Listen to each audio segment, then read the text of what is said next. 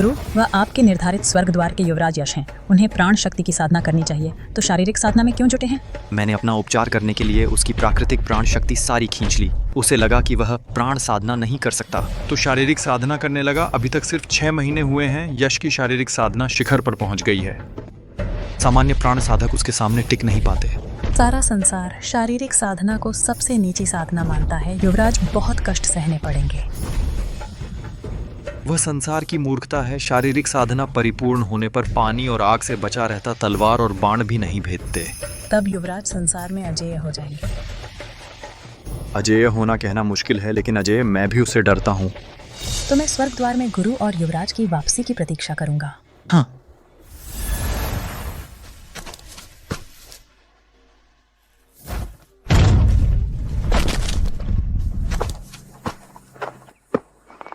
मेरे प्यारे शिष्य, तुम शारीरिक साधना में लगे रहो। जब मेरी चोट ठीक हो जाएगी तो मैं तारे कौन सी या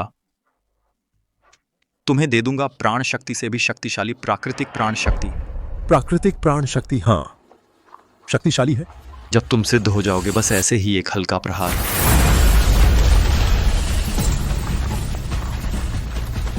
इससे कहीं ज्यादा शक्तिशाली होगा। वाह, कोई आ रहा है। लड़के तुम जाओ। याद रखो, मेरे साथ साधना करने की बात किसी को नहीं बताना। हाँ।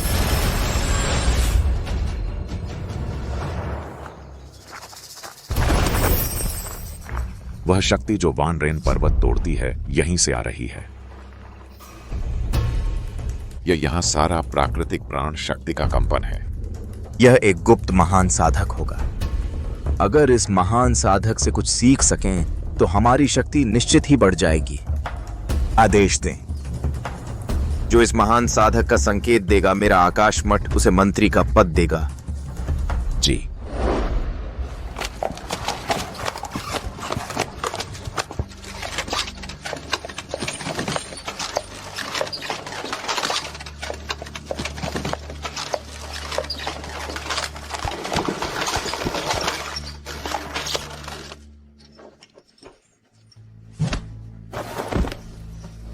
पिता,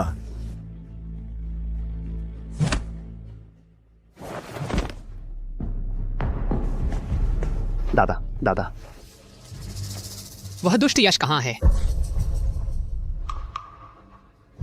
यश, पिता सुन रहा है, तुम शारीरिक साधक बन गए। यह सच नहीं होगा। पिता, मैं दुष्ट। तेरी बदनामी पूरे टोंग शहर में फैल चुकी है। अभी तक मेरे सामने घुटने नहीं टेके। यह प्रतिष्ठित परिवार का बोर्ड हमारे यांग परिवार में 100 साल से चला आ रहा है, सिर्फ इसलिए क्योंकि तू बन गया एक नीच शारीरिक साधक। यांग परिवार का नाम काला कर दिया। अब गवर्नर ने खुद हाथ से इसे तोड़ दिया। हमारा यांग परिवार अब टोंग शहर की सबसे बड़ी हंसी बन गया है। दादाजी, मैं तुम्हारी दादाजी कहने की हिम्मत? तू बस एक दामाद के बेटे से ज्यादा कुछ नहीं। अब शारीरिक साधक बनने चला गया। बस परिवार को शर्मिंदा करने वाला कचरा है। अपनी कुत्ते जैसी आंखें खोल और अच्छे से देख। शारीरिक साधक बनने वाले कितने नीच होते हैं। हमारे यांग परिवार में तेरे जैसा एक खुद को गिराने वाला कायर पैदा हुआ। यांग परिवार की 100 साल की प्रतिष्ठा तेरे ही कारण पूरी तरह बर्बाद हो गई। दादाजी, कुल नियम की 20वीं धारा कहती है, जो कोई भी परिवार को शर्मिंदा करे उसके हाथ पैर तोड़े जाएं और परिवार से निकाल दिया जाए। मेरी राय में यह छोटा सा कचरा, उसे यहीं सजा दी जानी चाहिए। नहीं नहीं, कुलपति, आप सजा देना चाहते हैं तो मुझे दीजिए। जेनर बेकसूर है, कृपया उसे माफ कर दीजिए। पिताजी, पिताजी, तेरा बेटा मेरे परिवार का नाम काला कर रहा है। तुम दोनों ही कुल नियम से बच नहीं सकते। कोई है?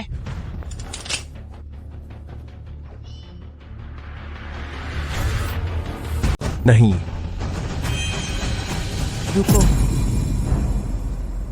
दादाजी, यश शारीरिक साधक बन गया। यह सच है कि उसने गलती की है, लेकिन हम सभी यांग परिवार के शिष्य आकाश मठ में नौकर शिष्य बनने आए थे। यश अब आकाश मठ के अधीन है। अगर हमने उसे खुद सजा दे दी तो आकाश मठ को जवाब देना मुश्किल हो जाएगा। दादाजी, कल ही है आकाश मठ के नौकर शिष्यों की परीक्षा।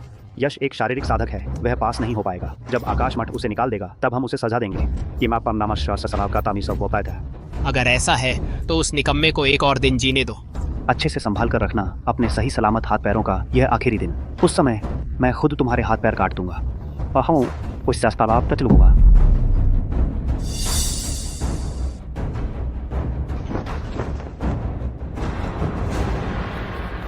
कुलपति, आकाश मठ का जरूरी आदेश है।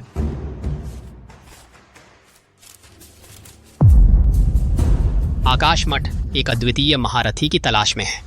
जो भी उस महारथी का पता देगा वह बन जाएगा आकाश मठ का वरिष्ठ। हमने आकाश मठ में शामिल होने के लिए इतनी मेहनत की, क्या इसलिए नहीं कि संप्रदाय का समर्थन मिल सके? अब मौका आ गया है। बस उस अद्वितीय महारथी को ढूंढना है और हमें वरिष्ठ का पद मिल जाएगा। तब हमारा यांग परिवार एकदम ऊपर पहुंच जाएगा। हाँ दादाजी, हमारे कट्टर दुश्मन ली परिवार क्या सिर्फ इसलिए नहीं अकड़ते क्योंकि आकाश मठ में उनके पास संरक्षक का पद है? इतने सालों से वे हमें दबाते आ रहे हैं। अगर हमारा यांग परिवार आकाश मठ में संरक्षक बन जाए तो हमें उनसे डरने की जरूरत नहीं रहेगी। यह 1000 साल में एक बार आने वाला मौका है। आदेश जारी करो, परिवार की पूरी ताकत लगा दो। उस महारथी को जरूर ढूंढना है। जी जी वानयंग जी, अभी शुक्रिया। मैं बस इतना ही कर सकती थी। कल आध्यात्मिक ऊर्जा की परीक्षा है। तुम चले जाओ, वापस मत आना। तुम अपनी बड़ी बहन की बात मानो, चले जाओ। मैं एक शारीरिक साधक हूं, चाहे कहीं भी जाऊं लोग हमें कीड़े मकोड़ों की तरह देखेंगे। इस दुनिया में शारीरिक साधकों के लिए कोई जगह नहीं है। कल की परीक्षा हमारा एकमात्र मौका है। मैं किसी को भी हमारे सिर पर चढ़ने नहीं दूंगा। तुम्हें आध्यात्मिक ऊर्जा भी नहीं आती तो उनसे कैसे मुकाबला करोगे? फिर जाना मुश्किल हो जाएगा।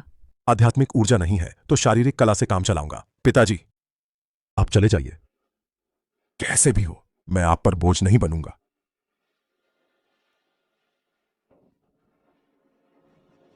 यश बेटा,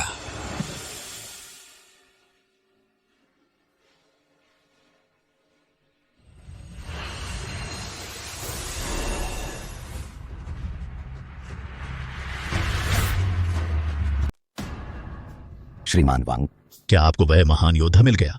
मैंने पूरा किंग्यून शहर छान मारा है। एक आदमी का साया भी नहीं दिखा। पिताजी, लगता है वह महान योद्धा सिर्फ हम ही नहीं बल्कि किसी और परिवार ने भी नहीं ढूंढ पाया है। श्रीमान यांग बड़े उत्साहित लग रहे हैं। लगता है आज के परीक्षण के लिए बहुत आश्वस्त हैं। श्रीमान ली, इतने सालों से हम दोनों परिवारों की चुपके से लड़ाई चल रही है। अब नाटक करने की जरूरत नहीं है।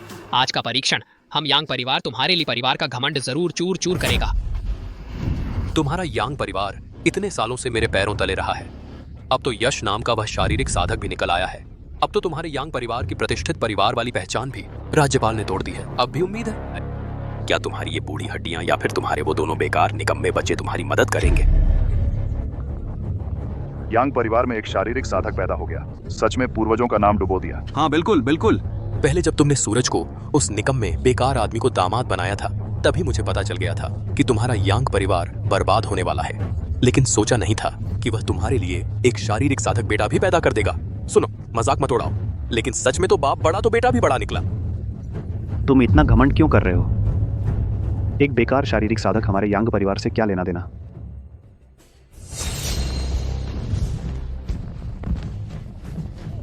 महावृद्ध का अभिवादन। बैठ जाओ। इस परीक्षण के पहले 3 स्थान पाने वाले आधिकारिक शिष्य बन सकते हैं। बाकी सभी नौकर शिष्यों को बाहर निकाल दिया जाएगा। जब तुम्हें बाहर निकाल दिया जाएगा। पहला परीक्षण, आकाशीय परीक्षा का अनुकरण।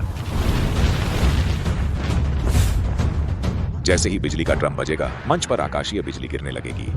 परीक्षा देने वालों को अपनी आध्यात्मिक ऊर्जा से एक ढाल बनाकर बिजली के हमलों को रोकना होगा। जितने ज्यादा हमले रोक सको, उतनी ही गहरी तुम्हारी आध्यात्मिक ऊर्जा मानी जाएगी और उतना ही अच्छा तुम्हारा परिणाम होगा। यह आकाशीय बिजली दुनिया की सबसे कठोर और शक्तिशाली चीज है। अगर गलती से इस बिजली की चपेट में आ गए तो जान बचाना मुश्किल हो जाएगा। यह परीक्षण बहुत मुश्किल है। हाँ बिल्कुल बिल्कुल। श्रीमान यांग, अगर डर लग रहा है तो जल्दी हार मान लो, नहीं तो थोड़ी देर में बिजली गिरने से मर जाओगे। तब पछताने से कुछ नहीं मिलेगा। मरना है तो पहले तुम्हारा बेटा मरेगा।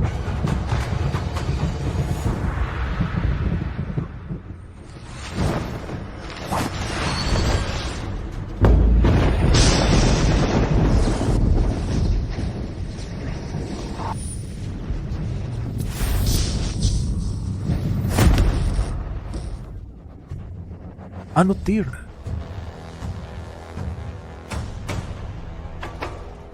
कितना निकम्मा है। मेरी बारी देखो।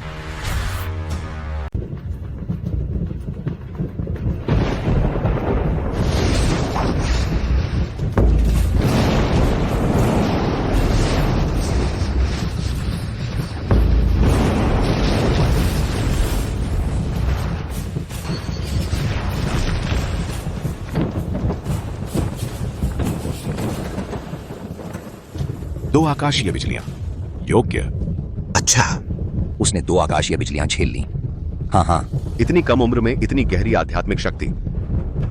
देखा ना निकम्मे, तुम्हारे पास आध्यात्मिक शक्ति ही नहीं है। देखता हूं तुम यह आकाशीय बिजली कैसे झेलते हो। जब तुम परीक्षा में फेल हो जाओगे तो तुम्हारे हाथ पैर बचने वाले नहीं। मेरे हाथ पैर बचेंगे या नहीं, यह मैं खुद तय करूंगा।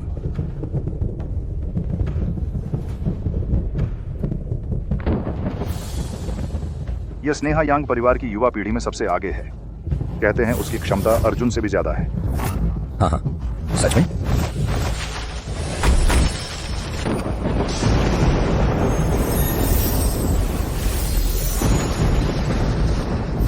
दोहरी बिजली एक साथ। स्नेहा ने बहुत जोखिम उठाया। स्नेहा, तुम यह क्या कर रही हो?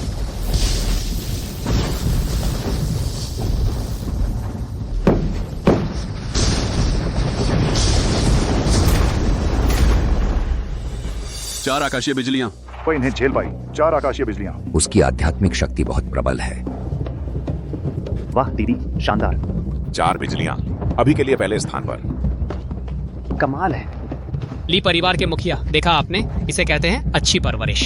स्नेहा जैसी प्रतिभा वो सिर्फ हमारे यांग परिवार में ही तैयार हो सकती है। बेटा, उन्हें दिखा दो कि असली डोंग शहर का नंबर 1 प्रतिभाशाली कौन है।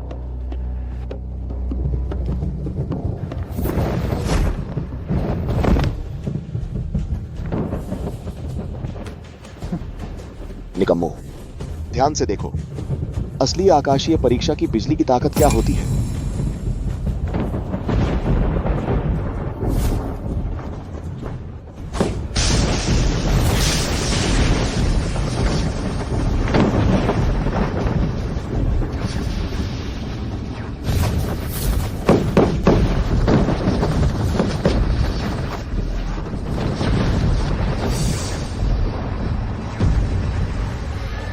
छह आकाशीय बिजलियां, पहला स्थान, उत्कृष्ट। पूरे टोंग शहर में ऐसे कुछ ही युवा योद्धा हैं जो इन 6 बिजलियों को झेल सकें। यह ली चेंगदे बहुत ताकतवर है। हाँ, यांग परिवार के मुखिया, सुना आपने? अभी किसने कहा था अच्छी परवरिश का? तो फिर मैं क्या आपके यांग परिवार का परदादा बन गया? तुम्हारा यांग परिवार कुछ खास नहीं है। कोई और बचा ही नहीं है ना? अगला, यश।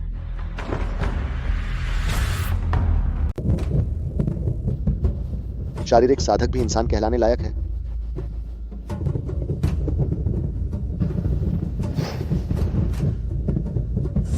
गुरुजी, आपका इलाज पूरा हो गया।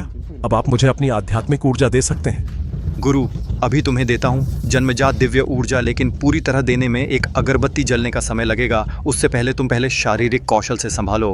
यश, तुम्हारे पास आध्यात्मिक ऊर्जा नहीं है। तुम सच में इस परीक्षा में हिस्सा लेना चाहते हो? हाँ। यश वो बेकार है जिसमें जरा सी भी आध्यात्मिक ऊर्जा नहीं। वह इस दौर की परीक्षा में हिस्सा लेने की हिम्मत कर रहा है। आध्यात्मिक ऊर्जा नहीं, सिर्फ शारीरिक कौशल। वह आकाशीय बिजली को बर्दाश्त नहीं कर पाएगा। यह लड़का मरने वाला है। उसे बजाने दो। बाद में देखेंगे कि कैसे बिजली से जलकर मरता है।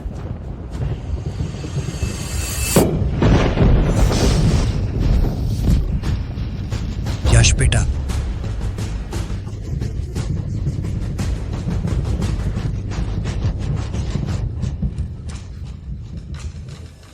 यह बिजली का प्रहार इतना मजबूत भी नहीं है।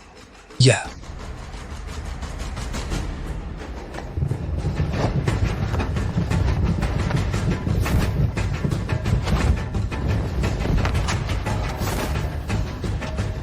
यश बेटा, तुम जल्दी वापस आओ। जान जोखिम में मत डालो।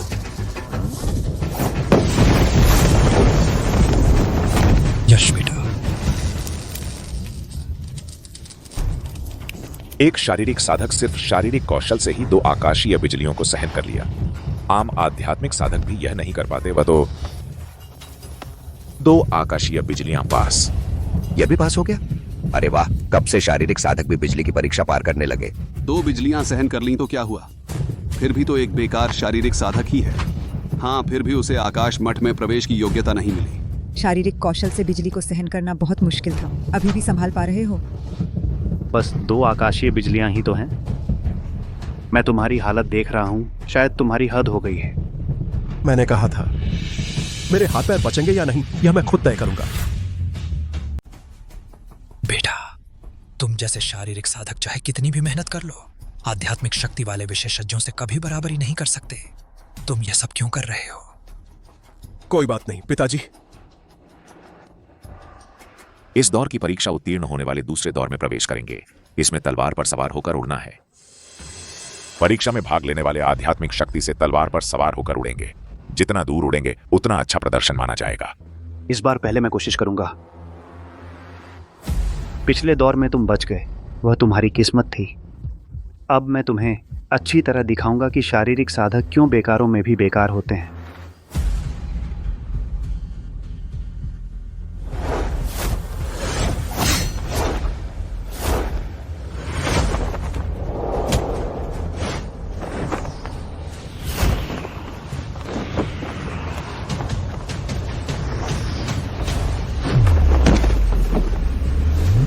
सौ मीटर उत्तीर्ण।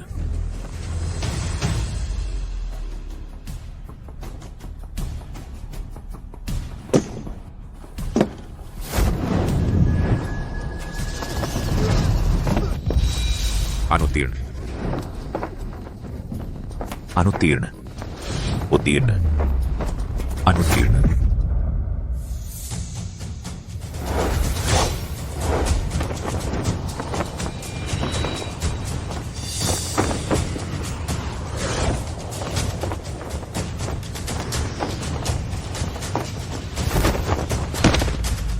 सात 100 मीटर उत्कृष्ट। बहुत शानदार, कमाल है। हे भगवान। दीदी आप तो कमाल की हैं। कुएं का मेंढक। तुमने क्या कहा?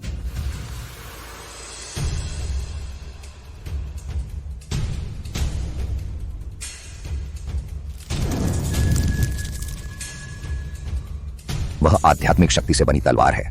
कहा जाता है कि यह कला केवल विभिन्न संप्रदायों के चुने हुए शिष्यों के पास होती है। क्या वह एक साधारण सेवक शिष्य नहीं है? फिर भी उसे यह तकनीक आती है।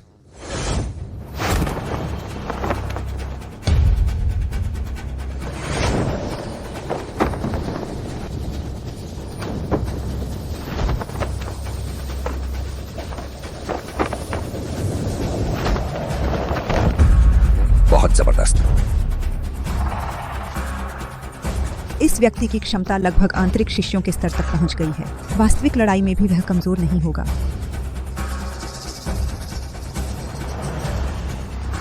यश, तुम्हारे पास आध्यात्मिक शक्ति नहीं है। इस दौर में भी प्रतिस्पर्धा करोगे?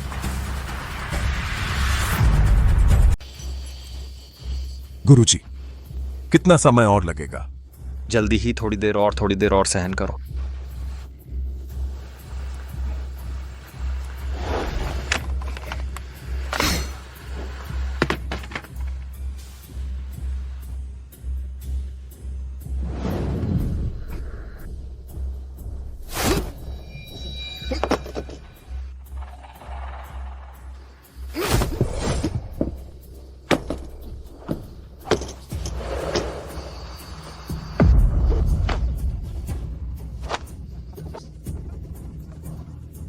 ये शारीरिक साधक सचमुच बेकार है।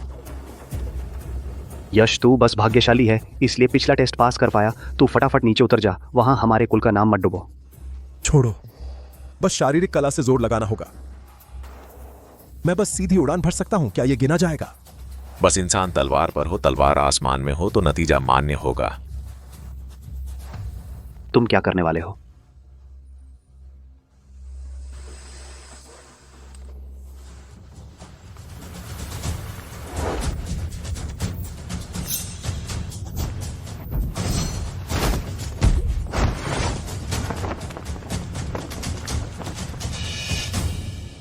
अरे वाह, ये शारीरिक साधक ऐसा भी कर सकता है। ये क्या है? ये भी चलेगा। बेटा ये भी चल गया। तुम ठीक तो हो? कम से कम 300 मीटर तो होगा। बस ताकत से पहले तलवार फेंक दी, फिर बहुत तेज गति से तलवार पकड़ ली, तलवार पर उड़ने का नाटक किया। वो एक शारीरिक साधक ऐसा भी कर पाया। इस तरह की ताकत बिल्कुल कम नहीं आंतरिक शिष्यों से। 370 मीटर पास। बुजुर्ग योगी, आप अच्छी तरह सोचिए, ये शारीरिक साधक आखिर तक साधना करे, बस हम आध्यात्मिक साधकों के गुलाम बनने लायक है। हमारे आकाश मठ में आने का क्या हक है? और मेरे बेटे जैसे प्रतिभाशाली के साथ एक साथ साधना करे। तीसरा राउंड प्रैक्टिकल टेस्ट। सब लोग मेरे साथ चलो। नादान लड़का, तुम्हारे गुरु की आत्मा अब ठीक होने वाली है। थोड़ी देर और सहन करो, तुझे जन्मजात ऊर्जा मिल जाएगी। सच में गुरुजी? ये मत सोचो कि पिछले 2 राउंड में तुमने किस्मत से काम चला लिया तो आकाश मठ में दाखिला मिल जाएगा। तुम में आध्यात्मिक ऊर्जा नहीं है। ये राउंड प्रैक्टिकल है। देखता हूँ तुम कैसे मरते हो। तुम्हें चिंता करने की जरूरत नहीं है। बेटा, क्या ऊपर नहीं जाओगे? ये राउंड नहीं देंगे। फिक्र मत करो, कोई बात नहीं पिताजी। इस राउंड की प्रैक्टिकल एक फ्री फॉर ऑनर है। जो आखिरी तक टिका रहेगा उसे ही इनर सेक्टर में प्रवेश का अधिकार मिलेगा। सभी प्रतिभागियों कृपया स्टेज पर आएं। बेटा, ये सभी परिवार हमारे लिए कबीले के लिए टोंग शहर पर कब्जे में रोड़ा है। समझे क्या करना है? पिताजी चिंता मत कीजिए।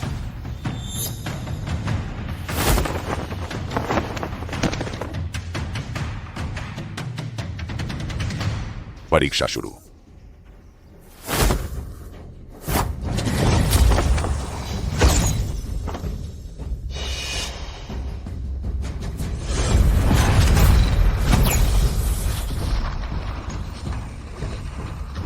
ये इननेट हेवनली की ये मूव कैसे आया? ये तभी बनता है जब आध्यात्मिक ऊर्जा अपने शुद्धतम और परिष्कृततम रूप में हो, तब जाकर थोड़ी सी जन्मजात दिव्य ऊर्जा बनती है। हमारी खैर नहीं है। अब तो बड़ी मुसीबत आ गई। हावरान और वाणायिंग चाहे जितने मजबूत हों, शायद जन्मजात दिव्य ऊर्जा का मुकाबला न कर सकें। तो फिर जन और भी ज्यादा खतरे में है। तुम लोग एक एक करके मरना चाहते हो या सब एक साथ मरोगे? ये सच है कि इननेट हेवनली की अजय है, लेकिन ये बेहद हिंसक और निरंकुश भी है। जरूरी नहीं कि तुम इसे सही से संभाल पाओ। बेटा, मेरी नसें टूट गई हैं। ली, तुम्हारी हिम्मत कैसे हुई अपने बेटे को इतना क्रूर हमला करने देने की? अखाड़े के ऊपर जीवन मृत्यु भाग्य के हाथ में है। तुम्हारा बेटा एक निकम्मा है। इसका दोष तुम्हारे ही खराब प्रजनन पर है। तुम 5वें नंबर के रैंक वाले शिष्य ने महेश के एक हमले को भी नहीं झेला। तुम जैसे कचरे हमारे लिए कबीले से टक्कर लेने लायक भी नहीं हैं। आज मैं तुम सबको एक एक करके बर्बाद कर दूंगा।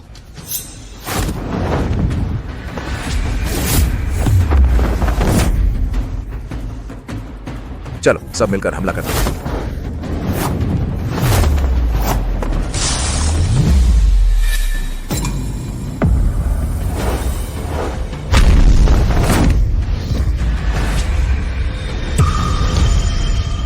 ये महेश देखने में इतना ताकतवर नहीं लगता। इतने सारे लोग स्वाभाविक प्राणिक ऊर्जा को झेल नहीं पा रहे और यह एक शारीरिक साधक बिल्कुल भी चोटिल नहीं हुआ।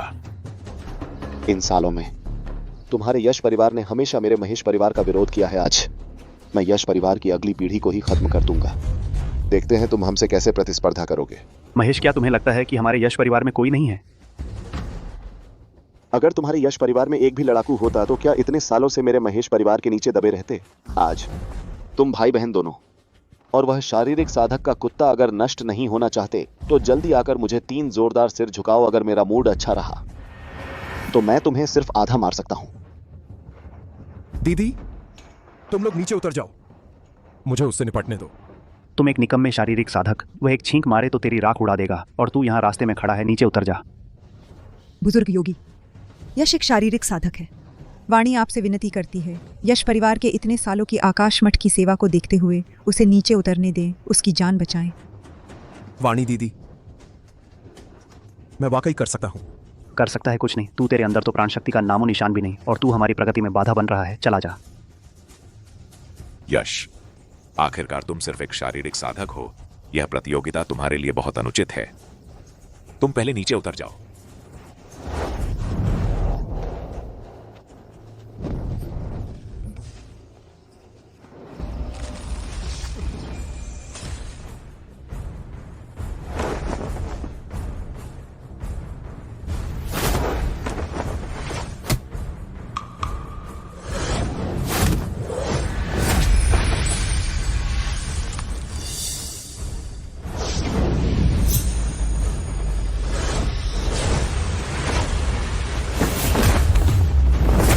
फौरन।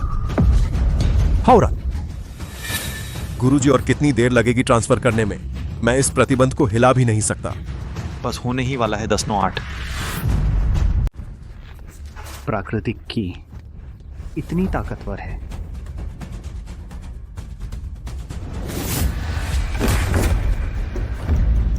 दीदी, यश बाबा, तुम्हारे यश परिवार का यही सबसे बड़ा धुरंधर है मेरी नजर में, वैसे भी कुछ खास नहीं।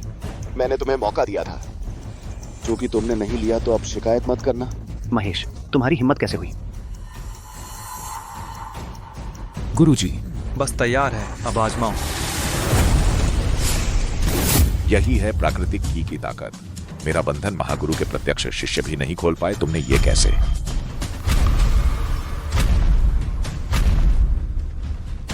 यश, तुम सिर्फ एक शारीरिक साधक हो, तुम में आध्यात्मिक ऊर्जा नहीं। उसका मुकाबला करना नामुमकिन है। तुम ऊपर क्यों आए? मैं उसे खत्म करने आया हूं। यश बेटा, तुम उसके बराबर नहीं, नीचे उतर जाओ। यश बाबा, मुझे पता है तुम इस शारीरिक साधक नाती से बेहद नफरत करते हो। आज मेरा महेश परिवार तुम पर एक एहसान कर देगा, तुम्हारा घर साफ कर देगा। मैं सोच ही रहा था कि तुम्हें कैसे मारूं और तुम खुद ही चले आए। बढ़िया, तो फिर मैं तुम सब निकम्मों को एक साथ ही मार डालता हूं। प्राकृतिक की से मरना तुम्हारे जैसे निकम्मे शारीरिक साधक के लिए सम्मान की बात है।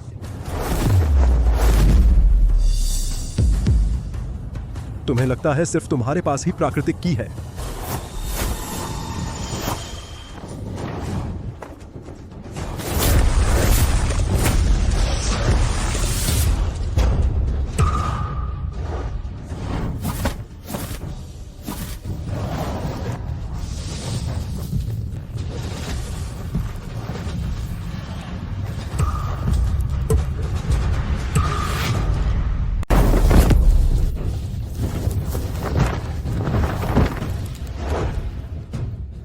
अच्छा पोता, अच्छा।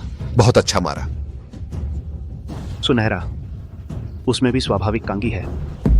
उसे भी कैसे मिल गई? नामुमकिन है, वह तो एक शारीरिक साधक है, उसे स्वाभाविक कांगी कैसे मिल सकती है? सोचा नहीं था, वह न सिर्फ शारीरिक कला में माहिर है, बल्कि 3 स्वाभाविक कांगी भी विकसित कर ली है। मैंने तो गलत आंक लिया था। सूरज! नहीं, जमाई जी, मैं यश कब स्वाभाविक कांगी पाली? यह अरे वाह बहनोई, मेरे प्यारे बहनोई, यश के पास तो 3 स्वाभाविक कांगी हैं। वह तो सच में अद्भुत प्रतिभा है। तुमने पहले क्यों नहीं बताया? मैं पहले की सारी गलतफहमियां थी, बस गलतफहमी थी। हाँ बिल्कुल। अगर तुमने थोड़ी और ताकत लगाई होती तो वह पहले ही मांस का लोथड़ा बन चुका होता। तुमने उसे जाने दिया। मैंने तुम्हें गलत नहीं समझा था। यश, तुमने मुझे बर्बाद कर दिया। वह महेश हमारा बदला लेगा। तो तुम हमेशा से अपनी ताकत छुपा रहे थे। तुमने अपनी क्षमता छुपाई थी। महेश, तुमने जो कुछ किया है उसका 2 गुना बदला चुकाओगे। अभी मैंने लापरवाही की थी। तुम्हारे पास 3 स्वाभाविक कांगी हो तो क्या हुआ? तुम उनका इस्तेमाल करना भी नहीं जानते। अभी तुम्हें खत्म करता हूं। तुम्हें तुम्हारी अल्पायु मां से मिला देता हूं। मेरी मां का नाम मत लो। जख्म पर नमक छिड़क दिया ना? तुम्हारी मां के मरने के बाद तुम और तुम्हारे नाकारा बाप यांग परिवार में कुत्ते की तरह जी रहे थे। दूसरों के भरोसे रहने का जीवन आसान नहीं रहा होगा। अब मैं दया दिखाते हुए तुम्हें मार डालता हूं। तुम्हारे इस दर्द को खत्म कर देता हूं।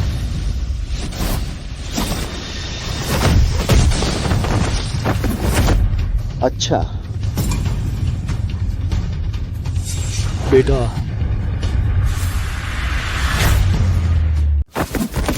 बेटा, बहुत अच्छा मारा। बेटा तुम ठीक तो हो?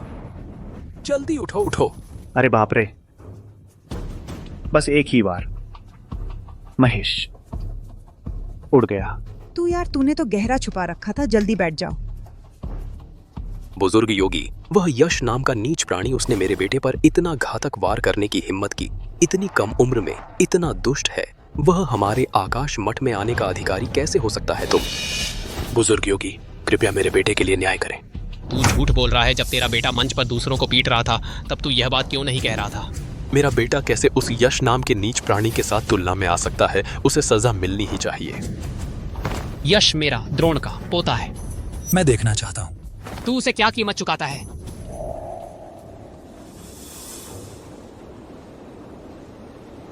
बुजुर्ग योगी, कृपया मेरे बेटे का साथ दें। मुकाबले के मंच पर जीवन मृत्यु भाग्य के हाथ में है।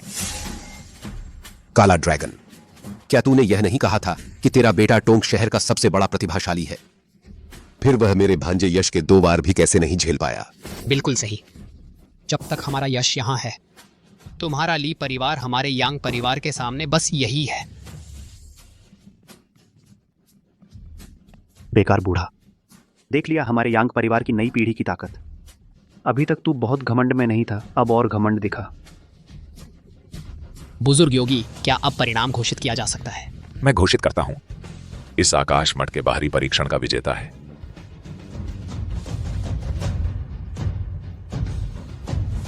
वह है या रुको,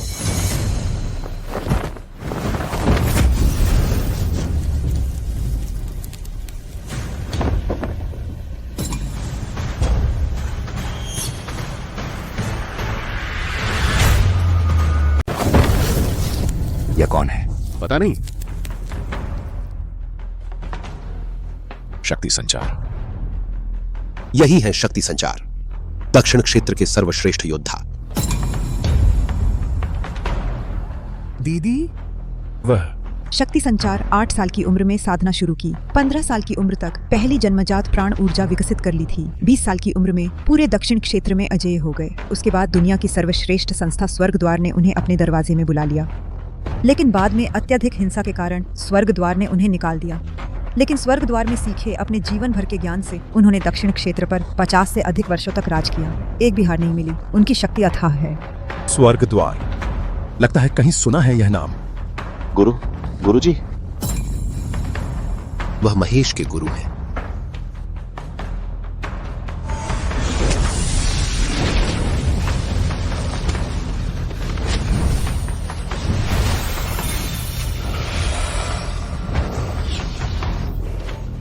शक्ति महाशय, शक्ति संचार महाशय, मेरा बेटा आपका एकमात्र उत्तराधिकारी है। यांग परिवार का वह नीच बच्चा उस पर ऐसा घातक प्रहार करने की हिम्मत कर गया। साफ जाहिर है कि उसने आपको कुछ नहीं समझा। शक्ति संचार महाशय, आपको हमारे पिता पुत्र के लिए न्याय अवश्य करना होगा। गुरुजी, आपको मेरा न्याय अवश्य दिलाना होगा। निकम्मे जानवर, तूने मेरे शिष्य को किस हाथ से मारा था? खुद ही काट डाल।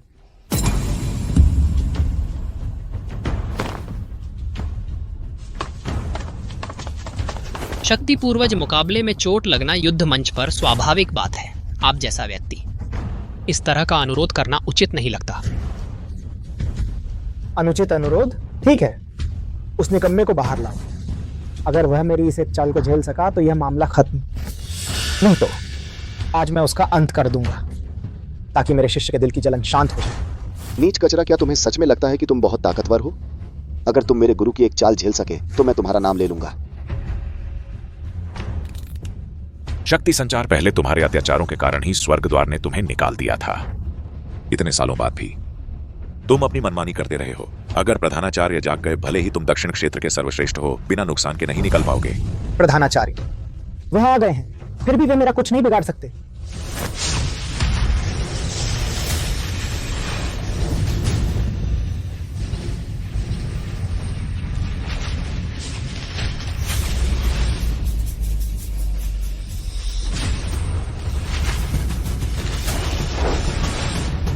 तुमने यहाँ प्रतिबंध लगा दिए हैं।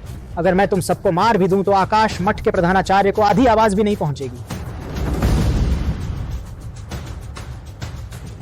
अगर तुम्हारे आकाश मठ के शीर्ष छात्रों को स्वर्ग द्वार में प्रशिक्षण के लिए नहीं भेजा गया होता तो मेरा शिष्य महेश तुम्हारी परीक्षा में भाग नहीं लेता। लगता है मेरा शिष्य आकाश मठ में प्रवेश नहीं पा सकेगा। तुम लोग हो, तुम लोगों ने ही उसका भविष्य बर्बाद किया है। क्योंकि ऐसा है तो इस बूढ़े को दोष मत देना अगर वह निर्दयी हो जाए।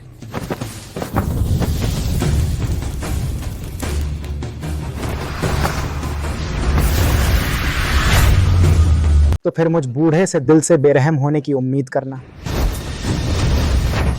तू यहां बदतमीजी कर रहा है।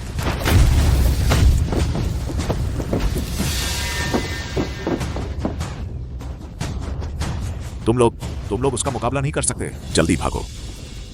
मैं तब तक टिक सकता हूं जब तक प्रधानाचार्य नहीं आ जाते। जरूरत नहीं है।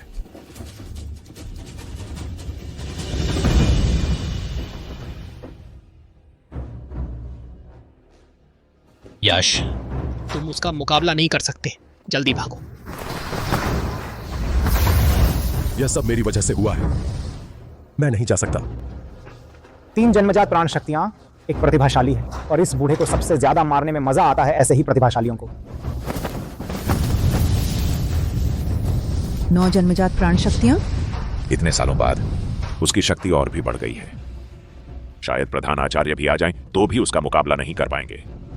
गुरु, इस नीच ने पहले ही मुझे मारने की कोशिश की थी, आप इसे खत्म कर दीजिए मेरा बदला लेने के लिए। यश, तुम लोग पहले बहुत घमंडी थे ना, अभी भी पलटने की सोच रहे हो? कैसा लग रहा है? अब भी घमंड कर पा रहे हो? महान शक्ति वाले, बस आप यश के परिवार को खत्म कर दें, पूरा टोंग शहर हमारा ली परिवार नंबर 1 बन जाएगा। उस समय टोंग शहर के सारे संसाधन आपकी मर्जी से इस्तेमाल करने के लिए होंगे।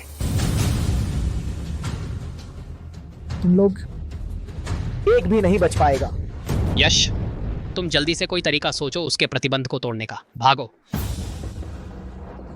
तुम लोग उसका मुकाबला नहीं कर सकते, मैं नहीं जा सकता। तेरी प्रतिभा के साथ बस अगर तू जीवित रह सका तो हमारा यश परिवार फिर से उभरने की उम्मीद रख सकता है। पिताजी सही कह रहे हैं। यश, हमारे यश परिवार की उम्मीद अब तुझ पर है। तू तुरंत भाग जा, हम तेरे लिए पीछे रुकेंगे। जितना दूर भाग सकता है भाग जा, कभी वापस मत आना। जब तेरी दिव्य शक्ति पूरी हो जाए तब हमारा बदला लेने आना, देर नहीं हुई होगी।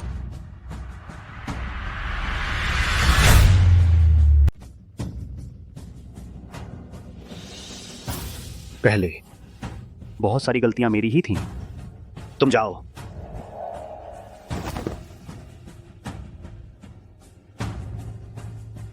हमेशा याद रखना, तुम यश परिवार के वंशज हो।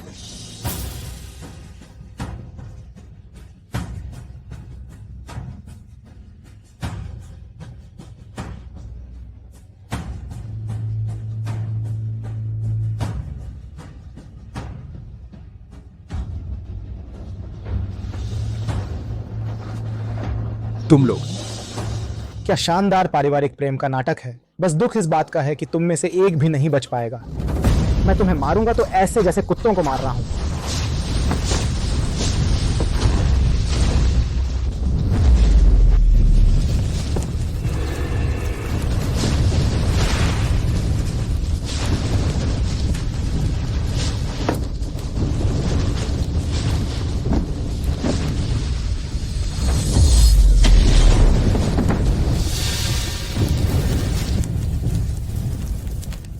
जल्दी भागो।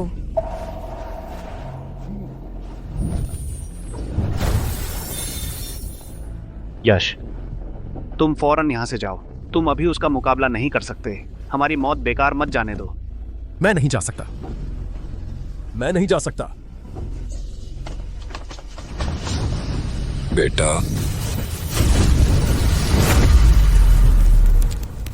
जाओ। कहां जाओगे? जैसे ही ली दाबा हाथ में लेंगे तो एक भी जिंदा नहीं बचेगा। तुम्हारा यश परिवार एक साथ नर्क में मिल जाएगा।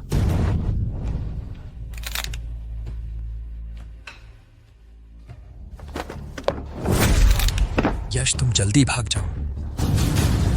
पिताजी, निकम्मे, तुझमें इतना दम था ना? अब मैं तेरी आंखों के सामने तेरे बाप को कुचलकर मार दूंगा। हिम्मत करके देख। मर जा।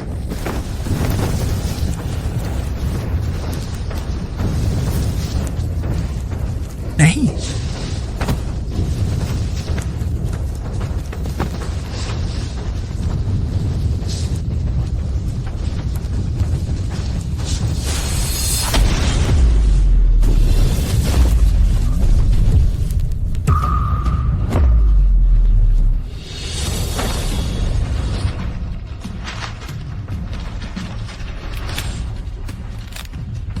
बहुत दिन हो गए शरीर हिलाया हुआ।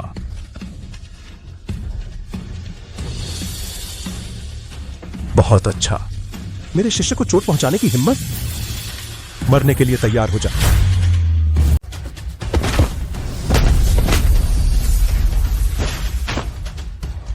क्या मैं सही देख रहा हूं? वह दक्षिण क्षेत्र का सर्वश्रेष्ठ योद्धा यश के हाथों 3 मुक्के भी नहीं झेल पाया। यश के पास तो बस 3 ही प्राकृतिक ऊर्जा चक्र थे ना। तेरा प्राकृतिक ऊर्जा चक्र 2 भागों में कैसे बंट गया? नीचे के लोक में ऐसा कोई तरीका नहीं है। तू आखिर है कौन? क्या तुझे नहीं पता? मेरा नाम यश है। तू पास मत आ। ली साहब, आप ठीक तो है ना? दूर हो जा। मैंने 100 साल तक साधना की है, वो तो बस एक नौजवान लड़का है। मैं बस एक पल का लापरवाह था, कोई बात नहीं। अच्छा हुआ। ली साहब, आप तो दक्षिण क्षेत्र में अद्वितीय हैं। बस आप लापरवाही ना करें तो वह नौजवान आपका मुकाबला कैसे कर सकता है ना? आपको उसे जरूर खत्म करना होगा, हमारे बाप बेटे का बदला लेने के लिए। बिल्कुल, अगली बार मौका मिला तो मैं उसे बख्शूंगा नहीं। बिल्कुल सही। आप क्या कह रहे हैं? अगली बार? प्रतिबंध टूट चुका है।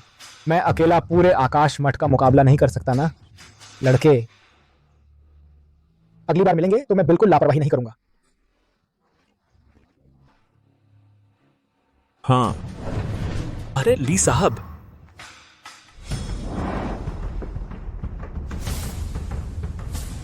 गुरुजी, तुम गायब कैसे हो गए? मेरे घाव अभी ठीक हुए हैं और अभी शक्ति का इस्तेमाल किया।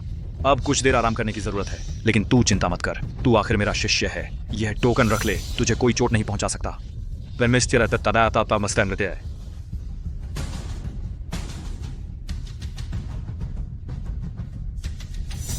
बुजुर्ग योगी, क्या परिणाम की घोषणा नहीं करेंगे?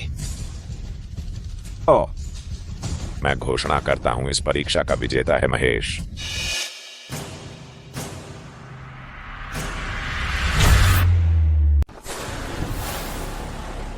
दूसरे बड़े पापा। दूसरे भैया, आप आ गए। दूसरे बड़े पापा। यह महेश, उसकी क्षमता सामान्य है लेकिन पृष्ठभूमि काफी मजबूत है। महेश संरक्षक को प्रणाम। इस परीक्षा में अंतिम विजेता है महेश। क्या? मैं महेश संरक्षक, मेरा पोता यश न सिर्फ परीक्षा मैदान में महेश को हराया, बल्कि अभी अभी उसने आकाश मठ की मदद करके बाहरी दुश्मन को भगाया है। शक्ति संचार, आपने अंदरूनी शिष्य का स्थान महेश को दे दिया। मेरा यश परिवार इससे सहमत नहीं है। यहाँ तुम्हारी बोलने की क्या औकात है? बाहरी दुश्मन को भगाया? किसने देखा? हाँ, मैं तुम्हें बता दूं, न सिर्फ यश चैंपियन नहीं है, वह तो टॉप 3 में भी नहीं आया। और तुम्हारे यश परिवार के ये दोनों निकम्मे सबसे नीचे रहे। हमारे आकाश मठ के अंदरूनी शिष्यों में तुम्हारे यश परिवार का एक भी नहीं आ सकता। यह बहुत अन्यायपूर्ण है। महेश संरक्षक, यह मामला बुजुर्ग योगी, आप भ्रम में हैं। वह यश तीसरे राउंड की परीक्षा में वाकई थोड़ा सक्षम है, यह सच है। लेकिन हमारा आकाश मठ शिष्यों का चयन करते समय समग्र क्षमता का आकलन करता है। उसके पहले 2 राउंड के प्रदर्शन इतने खराब थे, अगर उसे चैंपियन बना दिया तो हमारा आकाश मठ लोगों को मनाने में असफल रहेगा। और यश परिवार के ये 2 शिष्य पहले 2 राउंड में शायद कुछ सक्षम थे, लेकिन तीसरे राउंड में महेश ने उन्हें सिर्फ एक ही वार में धराशायी कर दिया। इतनी खराब युद्ध क्षमता वालों को हमारे पूर्ण शिष्य बनने का क्या हक है? तुम वहां बकवास मत करो। तुम बस उनके महेश परिवार का पक्षपात करना चाहते हो। तुम जैसा इंसान आकाश मठ का महासंरक्षक कैसे बन सकता है? थू। अरे लड़के, बिना किसी सबूत के तुमने मुझ पर आरोप लगाने की हिम्मत की।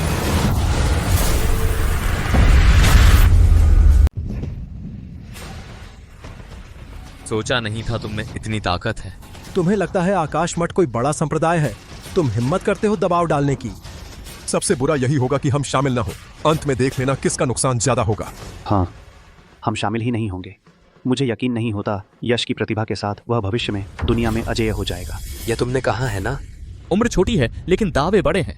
हमारा आकाश मठ ज्वाला राज्य के दक्षिणी क्षेत्र का नंबर 1 संप्रदाय है और वह भी स्वर्ग द्वार की सहायक शाखा है।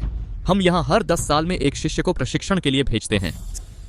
उस समय तुम्हारे यांग परिवार की तो बात छोड़ो, पूरे ज्वाला राज्य में भी कोई ऐसा नहीं होगा जो उसका मुकाबला कर सके। तुम जैसे छोटे परिवारों के बच्चे सचमुच कुछ नहीं जानते। स्वर्ग द्वार वह तो दुनिया का सबसे शक्तिशाली संप्रदाय है। हाँ, कहा जाता है स्वर्ग द्वार उसी पौराणिक आत्मा गुरु ने बनाया था। तीनों लोगों पर शासन करता है। आत्मा मंदिर को छोड़कर कोई उसकी अवज्ञा नहीं करता। अभी जो शक्ति संचार ने स्वर्ग द्वार के बारे में कहा, क्या यही वह संप्रदाय है? कोई आश्चर्य नहीं, महेश के परिवार ने जान हथेली पर रखकर इसे बचाने की कोशिश की। यह अंदरूनी शिष्य का स्थान। पता चला वे भेजना चाहते थे महेश को स्वर्ग द्वार में। अगर महेश सचमुच स्वर्ग द्वार में जाकर साधना करता तो उसकी शक्ति तेजी से बढ़ती, तब तो यश भी उसका मुकाबला नहीं कर पाता। अगर ऐसा होता तो हमारे यश परिवार का भविष्य खतरे में पड़ जाता। यह स्थान तो तुमने खुद ही छोड़ा है। जब मैं स्वर्ग द्वार से सीखकर लौटूंगा, तुम सब नीच लोगों को में से एक को भी नहीं छोड़ूंगा। बुजुर्ग योगी, मैं चाहता हूं कि आकाश मठ न्याय करे। प्रतियोगिता के नियमों के मुताबिक औपचारिक शिष्य का स्थान प्रतियोगिता के परिणाम के अनुसार हमारे यश परिवार के शिष्य को दिया जाए। पर ये कोई सोच भाई। मुकाबले के नतीजे के हिसाब से यह महेश को भी मिलना चाहिए। चूंकि ऐसा है तो मेरा यश परिवार आकाश मठ के महान गुरु से न्याय की अपील करेगा। तुम्हारे यश परिवार की क्या औकात है कि महान गुरु को बुलाने की? महान अध्यक्ष को प्रणाम। महान अध्यक्ष को नमस्कार। गुरुजी। गुरुजी? गुरुजी, यहीं पर ये लोग हैं, बकवास मचा रहे हैं, आकाश मठ को अशांत कर रहे हैं। इसलिए मेरी ही इज्जत सीधा कहते हैं। मैंने सब सुन लिया है। एक छोटा सा यश परिवार मेरे शिष्य के जूते बांधने लायक भी नहीं है, फिर भी प्रमुख से मिलना चाहते हो। सपने देख रहे हो। महान अध्यक्ष, आकाश मठ आखिर दक्षिण क्षेत्र का सबसे बड़ा संप्रदाय है। आप इस तरह का व्यवहार करके शायद पक्षपात कर रहे हैं। यह तो अन्याय है। छोड़ो भी, चेंगफेंग का फैसला तर्कसंगत है। बस तुम्हारे यश परिवार के उस नीच संतान यश न सिर्फ शारीरिक साधक है जो घटिया है, बल्कि वह एक दामाद का बेटा भी है। इतने नीच चरित्र वाला और घटिया पृष्ठभूमि का व्यक्ति अगर हमारे आकाश मठ में शामिल हो गया तो हमारे द्वार को गंदा कर देगा। लेकिन क्या? मैं तुम्हें बताता हूं। प्रमुख महोदय सबसे ज्यादा महत्व देते हैं संप्रदाय की प्रतिष्ठा को। अगर उन्हें पता चला कि तुम ऐसी नीच संतान को भेज रहे हो आकाश मठ की परीक्षा में, तो वे तुम्हें जरूर सबक सिखाएंगे। वैसा पापा मरसा पे दे। बूढ़े यश, लगता है तुम्हारा यश परिवार हमेशा ही मेरे महेश परिवार के पैरों तले रहेगा। जब मैं स्वर्ग द्वार से विद्या सीखकर लौटूंगा, अगर तुम मुझे पिता कहकर बुलाओ तो मैं तुम्हें एक आधा मंत्र सिखा सकता हूँ, ताकि तुम्हारा यश परिवार तुच्छ परिवार न बन जाए। महेश, तुम्हारे पास बस ज्यादा संबंध है ना? तुम इतना घमंड क्यों कर रहे हो? अगर तुम्हारी हिम्मत है तो तुम भी संबंध ढूंढो। तुम्हारे पास संबंध नहीं है तो चुपचाप रहो।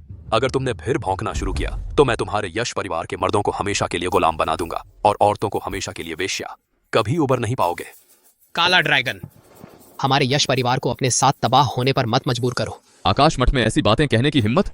तुम मौत को बुलावा दे रहे हो। प्रमुख महोदय आ गए हैं। प्रमुख महोदय को प्रणाम। इस बार की परीक्षा का परिणाम क्या है?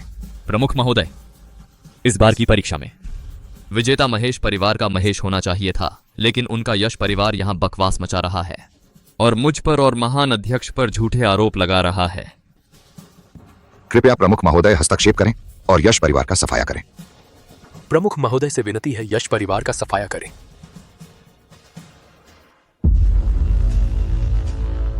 स्वर्ग द्वार के युवराज को प्रणाम।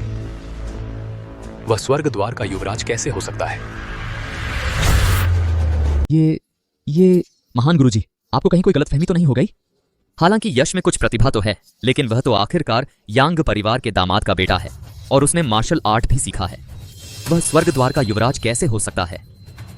हाँ महान गुरुजी, वह यश अगर स्वर्ग द्वार का युवराज है तो फिर वह हमारे आकाश मठ में परीक्षा देने क्यों आया होगा? मैं तो पहले बस स्वर्ग द्वार के प्रमुख आत्मा गुरु महाराज के चरणों में एक चींटी था।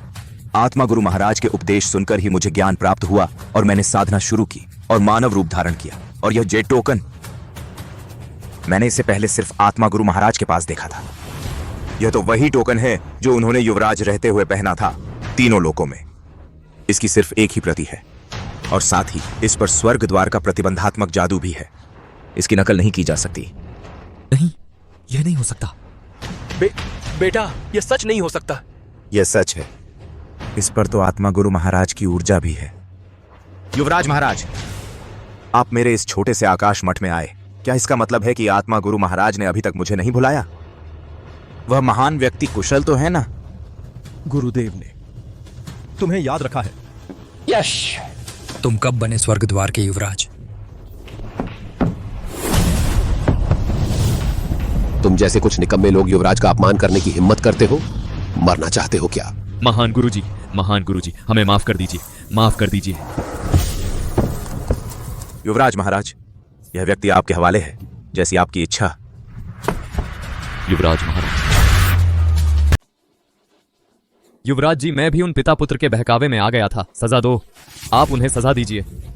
हाँ हाँ हाँ, मैं आपकी मदद करता हूँ, मैं तुम्हारी मदद करता हूँ। मैं तुझे अंधा बना दूंगा, मैं तुझे युवराज जी की प्रतिष्ठा का अपमान करने दूंगा, मैं तुझे युवराज जी की प्रतिष्ठा का अपमान करने दूंगा। क्या तू नीच है? मैं नीच हूँ, मैं नीच हूँ। बोल युवराज जी कितने महान हैं? महान युवराज जी सबसे महान हैं। बोल, शारीरिक साधक मजबूत हैं या नहीं? शारीरिक साधक सबसे मजबूत हैं। मैं नीच हूँ, मैं कचरा हूँ। मुझे युवराज जी का अपमान नहीं करना चाहिए था। महेश, आज तेरा भी दिन आ गया। युवराज जी, क्या आप संतुष्ट हैं? अगर आप संतुष्ट नहीं हैं, मैं उसे और कुछ बार चिल्लाने को कहता हूं। बेहतर है इसे आपके हवाले कर दिया जाए।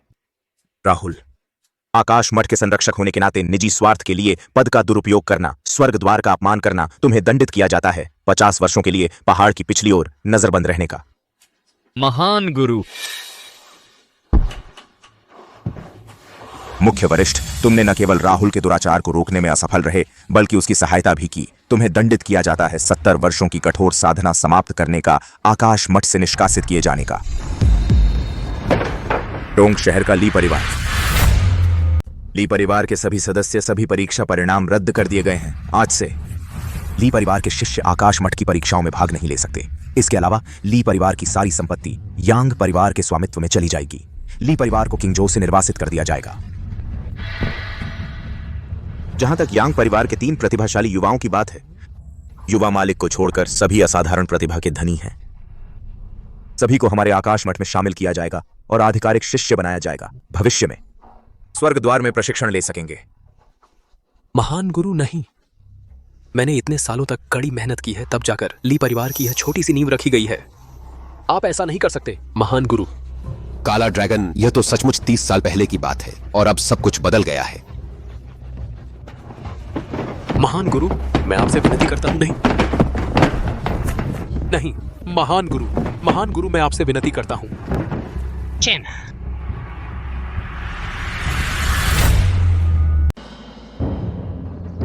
बेटा,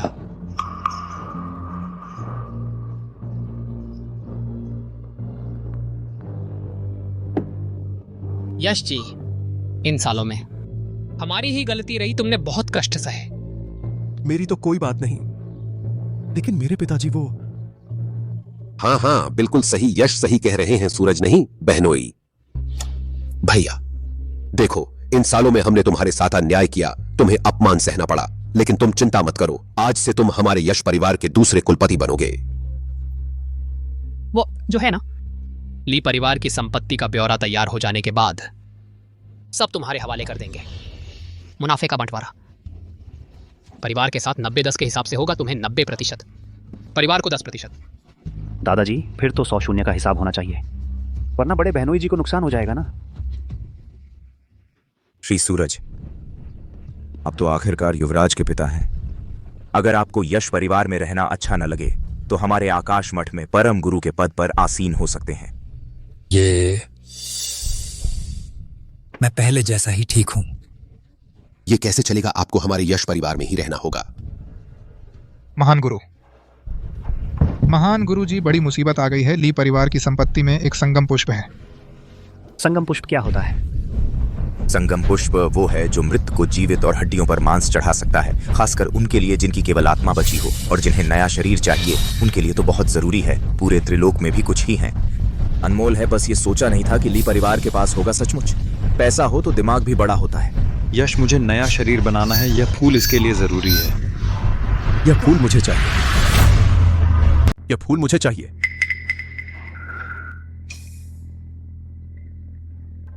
क्या यह फूल मुझे मिल सकता है?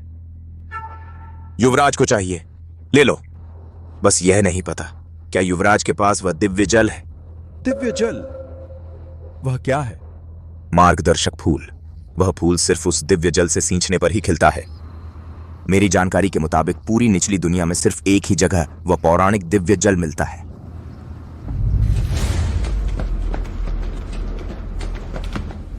रुको, भागो मत। राज हवा, भागो मत। तुम्हारे राज परिवार का दिव्य जल हमारे दिव्य ध्वनि मठ का ही होगा, हमारी मुट्ठी में आने वाला है। तुम सपना देख रहे हो। मैं बूढ़ा हूं, दिव्य जल बहा दूंगा, लेकिन तुम्हें नहीं दूंगा। पीछा करो।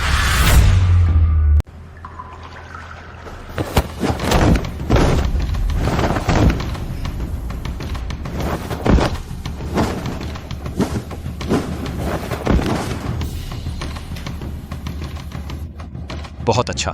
इस 1 महीने में तुमने सफर के दौरान अभ्यास जारी रखा है। अब तुम्हारा शारीरिक कौशल काफी विकसित हो गया है। संबंधित प्राकृतिक ऊर्जा 12 प्रवाह तक समा सकती है। अगर सिर्फ शारीरिक कौशल का इस्तेमाल करो इस छोटी सी निचली दुनिया में, तो भी कोई मुकाबला नहीं कर पाएगा। इस तरह तुम्हारी शादी की बातचीत मजबूत आधार पर होगी। गुरुजी, वांग परिवार की लड़की के साथ यह सगाई मेरी मां के जीवित रहते तय हुई थी। इसे हुए कितने साल हो गए? क्या सच में आप चाहते हैं कि मैं उससे शादी करूं? क्या करें, वो दिव्य झरने का पानी उसी के पास है। अगर तुम उससे शादी नहीं करोगे तो उसका दिव्य पानी कैसे मांगोगे? लेकिन मैंने उसे कभी देखा तक नहीं है। बेचारा, मैं इतने साल तक तुम्हें मेहनत से पढ़ाया, सोचा भी नहीं था कि तू ये अभागे शिष्य शरीर को दोबारा बनाने की सामग्री, वो भी अपने गुरु के लिए लाने को तैयार नहीं। छोड़ो भी, समझो कि एक कृतज्ञ को पढ़ाया। ठीक है, ठीक है, मैं शादी कर लेता हूं। ठीक है, यही तो है मेरा अच्छा शिष्य। सावधान लड़के, आगे लगता है कोई लड़ रहा है। रुको रुको।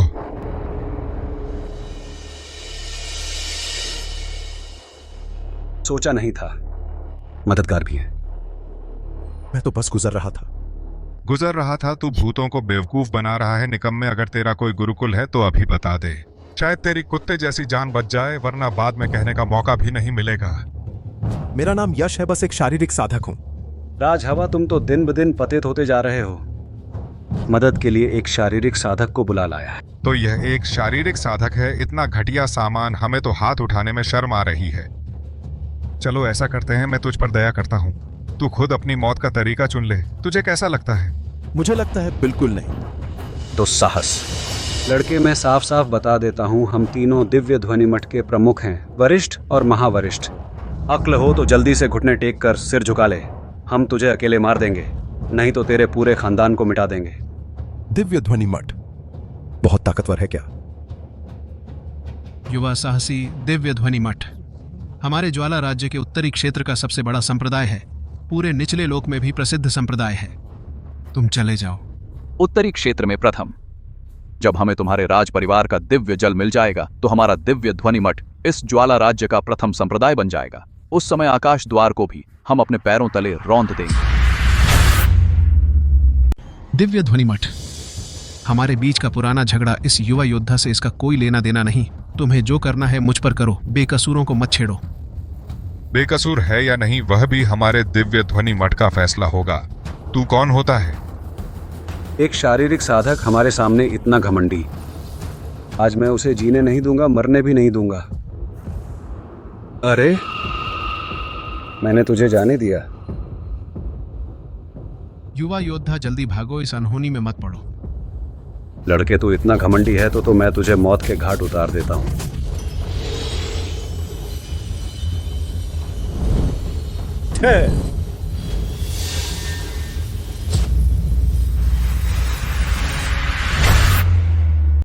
यह कैसे संभव है? उसने हाथ से ही प्राकृतिक ऊर्जा को तोड़ दिया। यह शारीरिक साधक है। यह युवा योद्धा। बोलते ही जादू हो गया। यह कैसी ताकत है? श्री निर्दयी योद्धा। श्री निर्दयी योद्धा।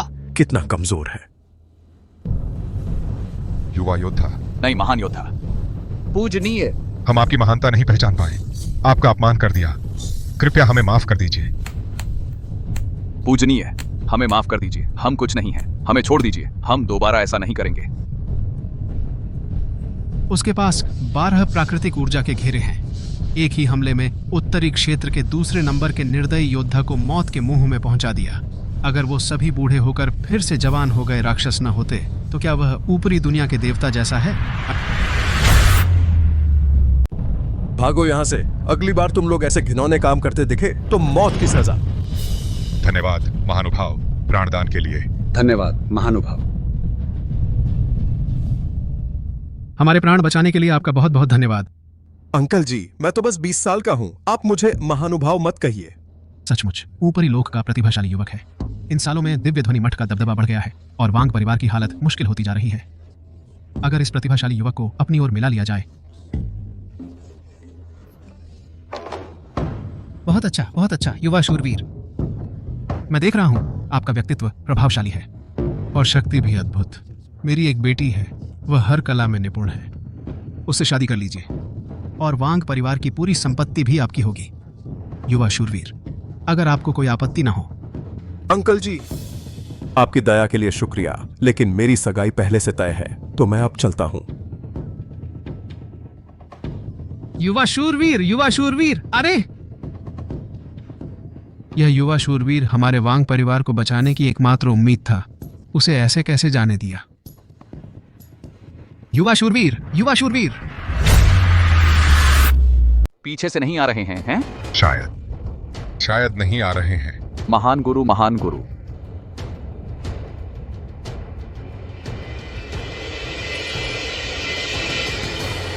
लगता है नहीं है। इतने महान व्यक्ति, यह निचला संसार उनसे पंगा नहीं ले सकता। लगता है यह ज्वाला राज्य में तूफान आने वाला है। माताजी, आप चिंता न करें, दिव्य ध्वनि मठ का बड़ा प्रभाव है, यह सच है। लेकिन अगर हमारा झांग परिवार वांग परिवार के साथ मिल जाए तो वांग परिवार की मदद कर सकते हैं इस महान संकट से। तो सब कुछ आप युवराज लिया और रान पर निर्भर है। ठीक है। तो मेरे और महिला यान रान का यह विवाह का मामला? महिला, यह यश है। तुम प्रिया के बेटे हैं? हाँ माताजी, यह पुराना विवाह समझौता है, आप देख लें। यश, अच्छा तो तुम यांग परिवार का वही अक्षम शारीरिक साधक हैं?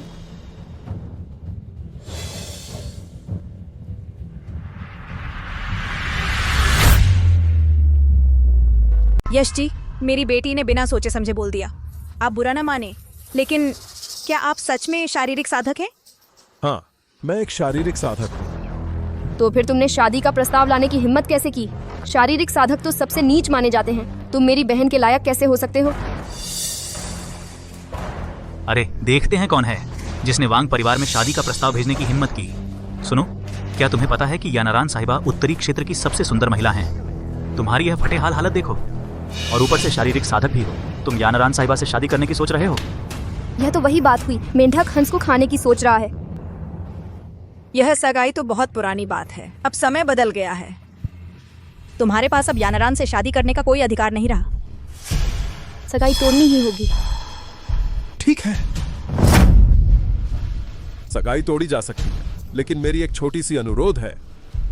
वांग परिवार का वह दिव्य जल स्रोत, क्या मुझे थोड़ा सा मिल सकता है?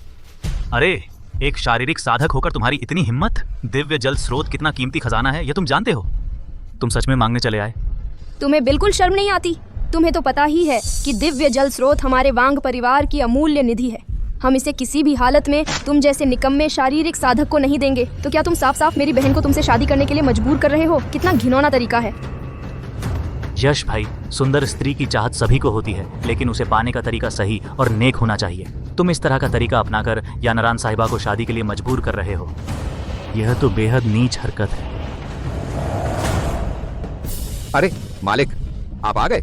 यश नाम का एक आदमी है जो सगाई का कागज लेकर यानारान साहिबा से शादी की बात कर रहा है। क्या?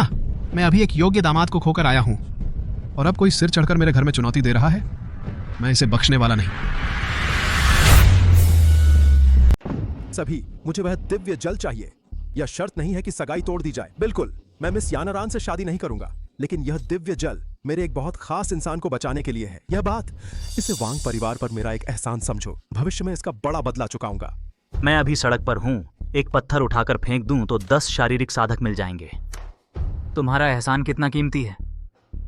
यांगोंग जी, मैंने तुम्हें पुराने दोस्त के बेटे समझकर इसलिए अंदर आने दिया, लेकिन तुम ऐसी बात कहोगे ये सोचा नहीं था। तुम्हारे कपड़े भी बहुत सादे हैं। शायद यांग परिवार को इन सालों में तुम जैसे शारीरिक साधक की वजह से मुश्किल में रहा होगा। तुम्हारा एहसान हम वांग परिवार वाले शायद इसके काबिल नहीं हैं। बात की बात में या तो खूबसूरत लड़की चाहिए या फिर कीमती चीज। अपने आप को आईने में देखो, देखो तुम इस लायक हो। नहीं, तुम क्या बचाने की बात। थू, तुम तो मेरी बहन को शादी के लिए मजबूर कर रहे हो। ढोंगी, घिनौना। ये 50 रुपए और एक जोड़ी कपड़े हैं। हमारे वांग परिवार की तरफ से सगाई तोड़ने का मुआवजा। रही बात दिव्य जल की, उसकी तो सोचना भी छोड़ दो। ओह, तुम्हें कम लग रहा है ना? ये 50 रुपये चांदी के हैं। इतने में तो तुम जैसे शारीरिक साधक की जान खरीदी जा सकती है। 50 रुपये चांदी हम जैसे बड़े खानदानों के लिए तो कुछ भी नहीं, लेकिन तुम जैसे गरीब के लिए ये तुम्हारी जिंदगी बसर करने के लिए काफी है।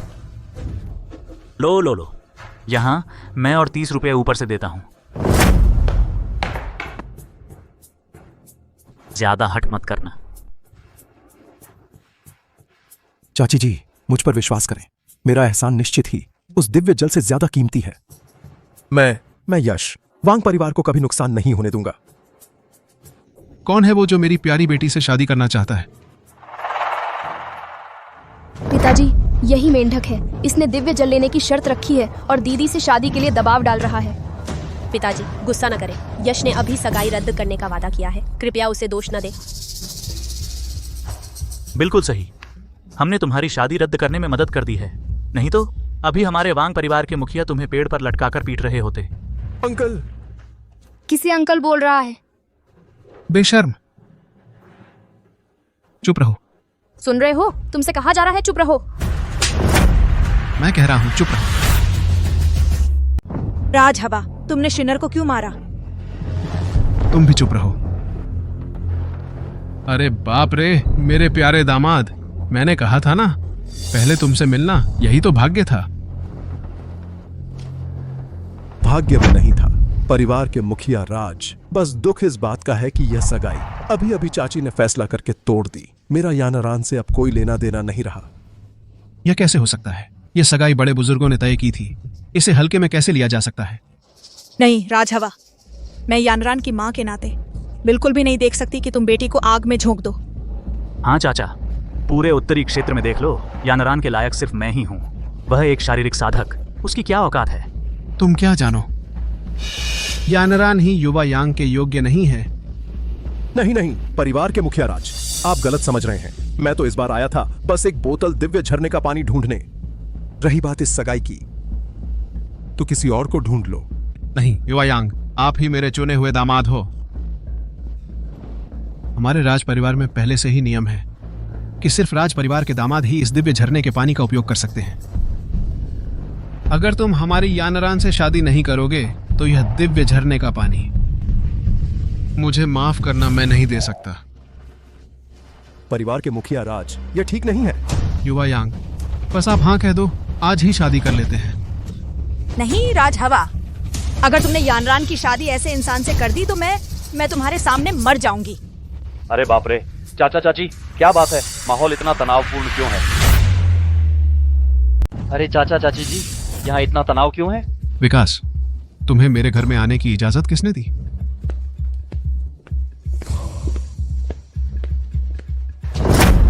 अरे चाचा जी, मैं दिव्य ध्वनि मठ का युवराज हूँ। आपका परिवार उत्तरी क्षेत्र का एक बड़ा परिवार है। मेरा और यानारान का विवाह स्वर्गीय जोड़ी है। आप मुझे अंदर क्यों नहीं आने दे रहे हैं?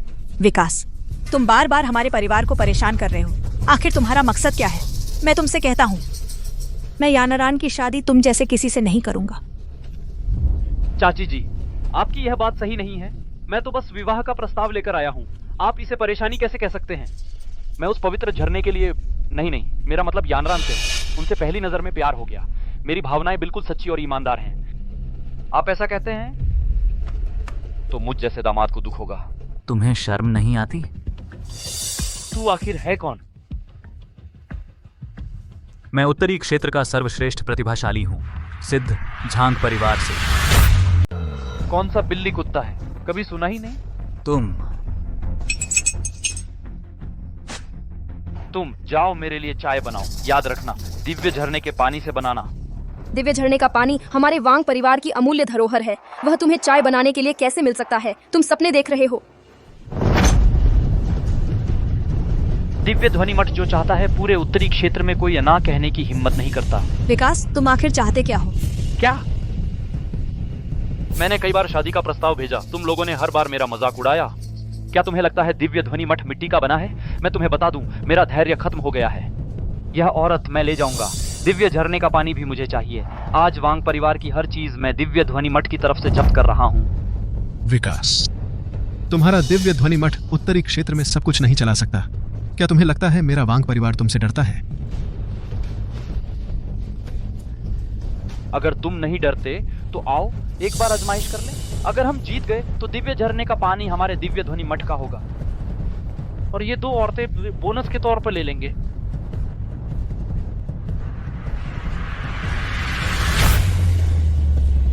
सचमुच बस एक झुंड डरपोकों का। बस बातें करने में माहिर हो, लेकिन जब असली मुकाबले की बात आती है तो सब डर जाते हो। पिताजी, विकास बहुत ताकतवर है, हम उससे नहीं जीत सकते। इसके अलावा अगर हम विकास को हरा भी दें तो उसके पीछे दिव्य ध्वनि मठ के लोग हैं। अगर पूरी तरह लड़ाई छिड़ गई तो हम उनका मुकाबला नहीं कर पाएंगे। चाचा जी, चिंता न करें, यह मामूली सा विकास। उसके लिए आपके वांग परिवार को हाथ धोने की जरूरत नहीं है। मेरे हाथों में वह एक भी चाल नहीं चल पाएगा। हाँ, हमारे पास श्री झांग भी तो हैं। वह तो उत्तरी क्षेत्र के सबसे प्रतिभाशाली योद्धा हैं। उनके होते हमारा वांग परिवार विकास को हरा सकता है। तुम क्यों हंस रहे हो? क्या यह मुकाबला मेरे बजाय तुम पर निर्भर करेगा? निकम्मा शारीरिक साधक। इस मामले से मेरा कोई लेना देना नहीं है। यश, हालांकि हमने तुम्हारी सगाई तोड़ दी है, लेकिन आखिरकार हमारे दोनों परिवार पुराने मित्र हैं। तुम यहाँ दूसरों का हौसला बढ़ाकर अपनों का मनोबल गिरा रहे हो। यह बहुत ही संकीर्ण मानसिकता नहीं है। हाँ, दिव्य झरने का पानी युवा योद्धा यांग को भी चाहिए। उस समय अगर वांग परिवार हारने लगे तो युवा योद्धा यांग जरूर मदद के लिए आगे आएंगे। अगर वह हस्तक्षेप करेगा तो यह छोटा सा उत्तरी क्षेत्र क्या उसका कोई मुकाबला कर पाएगा? तो यह तय है, अगर हम हार गए तो दिव्य झरने का पानी और यानरान तुम ले जाना। अगर तुम हार गए तो तुम्हारा दिव्य ध्वनि मठ, शहर के उत्तर का सारा कारोबार, वह सब मेरे पुराने वांग का हो जाएगा। ठीक है, ये तुमने कहा है, बाद में पछताना मत। पिताजी, आपने इतनी जल्दबाजी में उसे हाँ कैसे कह दिया?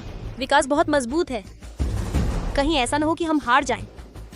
अरे कुमारी यानरान, मैं हूं यहाँ, फिर चाहे 7 शहर हों या 8 शहर, सब बेकार हैं। तुम चिंता मत करो, मैं तुम्हारी सुरक्षा का पूरा ध्यान रखूंगा। अगर तुम मरना नहीं चाहते तो जल्दी से घुटने टेककर हार मान लो, नहीं तो मल्ल युद्ध के मैदान में चढ़ते ही मेरी आध्यात्मिक ऊर्जा की नजर नहीं होती।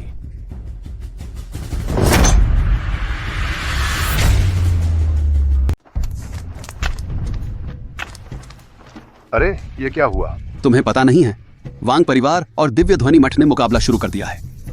अगर वह वांग परिवार हार गया तो वह दिव्य झरना और अंजलि दोनों को दिव्य ध्वनि मठ भेजना होगा। अम्मो नहीं तो नेरी इन्नो मुंदन करिवा। फिर जल्दी से देखने चलो। चलो चलो चलो चलो। तुम में से कौन पहले आएगा? मैं तुमसे मिलता हूँ। शिनेर, सावधान। पिताजी, आप बिल्कुल भी चिंतित क्यों नहीं हैं? क्या पिताजी ने दांव लगा दिया है उस पर? लेकिन वह तो बस एक शारीरिक साधक है।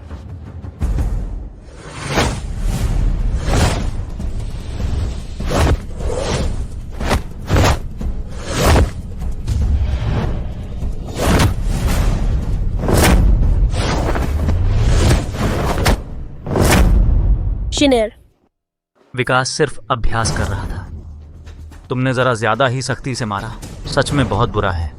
मैंने सख्ती से मारा? किसने कहा था कि आत्मा की शक्ति अंधी होती है? तुम। वांग परिवार का स्तर बस इतना ही है, यह तो दूसरों को बेटी और खजाना दे रहा है ना? सोचा था कितना शानदार मुकाबला होगा, पता चला बस इतना ही। विकास, तुम इतना घमंडी मत बनो।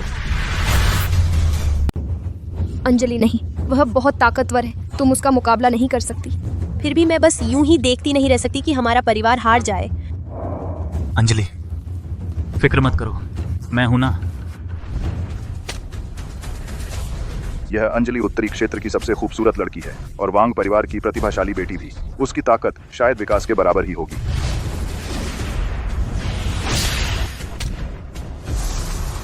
अंजलि, इतनी कमजोर ताकत से तुम मुझे, तुम्हारे पति को सिर्फ गुदगुदी ही कर सकती हो। अंजलि, तुम ठीक तो हो? पिताजी, मैं उसका मुकाबला नहीं कर सकी। तो कब? कोई बात नहीं, हमारे पास अभी और लोग हैं। पुराने बाबा, क्या तुम दक्षिणी क्षेत्र गए थे और जहरीले मशरूम खा आए? अच्छे से देखो तो तुम्हारे परिवार में और कौन बचा है? क्या तुम यह बूढ़ा कुत्ता ही हो? मैं तुम्हें सलाह देता हूँ, तुम्हारी यह बूढ़ी हड्डियाँ खेलने मत आया करो। अगर मैंने गलती से तुम्हें मार दिया तो तुम्हारी 2 बेटियों के अलावा मुझे तुम्हारी सासू माँ की भी देखभाल करनी पड़ेगी।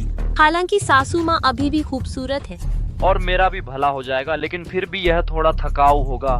मैं तुमसे विनती करता हूँ, मरने मत आया करो, ठीक है? विकास, तुम मरने के लायक हो। तुम यहाँ बेहुदा बातें मत करो। अब क्या करें? सासू माँ, चिंता न करें, मैं हूं ना। सही कह रहे हैं, सही कह रहे हैं। श्रीमान झांग, आपके होते मुझे चिंता नहीं है। आपको हमारे परिवार की रक्षा करनी है। श्रीमान झांग, अगर आप विकास को हरा सके तो मैं फैसला लेती हूँ कि अंजलि की शादी आपसे कर दूंगी। शुरू कीजिए। यह सिद्ध आखिर है कौन? लगता है काफी ताकतवर है। कहा जाता है कि वह उत्तरी क्षेत्र का सबसे बड़ा प्रतिभाशाली है। उत्तरी क्षेत्र का सबसे बड़ा प्रतिभाशाली? वांग परिवार को ऐसा महारथी कहां से मिल गया? तुम लोगों को पता नहीं है, दिव्य ध्वनि मठ के लोग कभी भी उत्तरी क्षेत्र के युवा प्रतिभा रैंकिंग में शामिल नहीं हुए। उसकी यह पहली रैंकिंग बहुत संदिग्ध है। क्या दिखावा कर रहा है बेवकूफ? मैं तुम्हें बहुत देर से सहन कर रहा हूँ। कितना प्रभावशाली आभा मंडल, लगता है तुम में भी कुछ दम है। अच्छा, ऐसा है तो मुझे गंभीर होना पड़ेगा। तुम मौत को बुला रहे हो।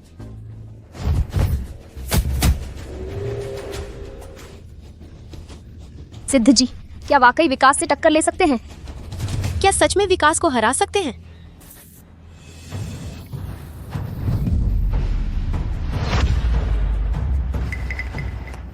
वह हारने वाला है। तुम एक शारीरिक साधक हो, तुम्हें क्या पता? तुम्हारा मतलब क्या है? क्या तुम सिद्ध जी की हार चाहते हो?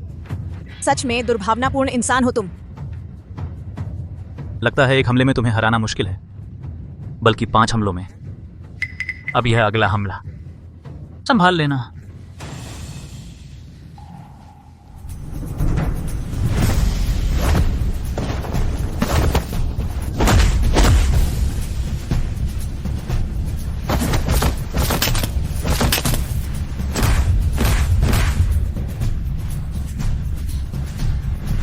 यह कैसे संभव है? मैं तुमसे हार गया। यह कैसे हो सकता है? यह कैसे संभव है? तुम सच में बेकार हो। कैसे हो सकता है? मैं कैसे हार सकता हूँ? सोचा था उत्तरी क्षेत्र का नंबर 1 कितना तगड़ा होगा, पता चला बस दिखावटी है। श्रीमान जांग, क्या तुम उत्तरी क्षेत्र के नंबर 1 प्रतिभाशाली नहीं थे? इतनी आसानी से कैसे हार गए? मुझे पता चल गया। यह जरूर वह कमीने शारीरिक साधक मुझे डिस्टर्ब कर रहा था, लगातार बोल रहा था, जिससे मेरा ध्यान भटक गया। सब उसकी वजह से। हाँ हाँ, बिल्कुल सही। यह सब इस शारीरिक साधक की गलती है। यह मैच अब नहीं गिना जाएगा। श्रीमान जांग, एक बार फिर लड़ें। नहीं, मेरी आध्यात्मिक ऊर्जा बहुत ज्यादा खर्च हो गई है। तुम?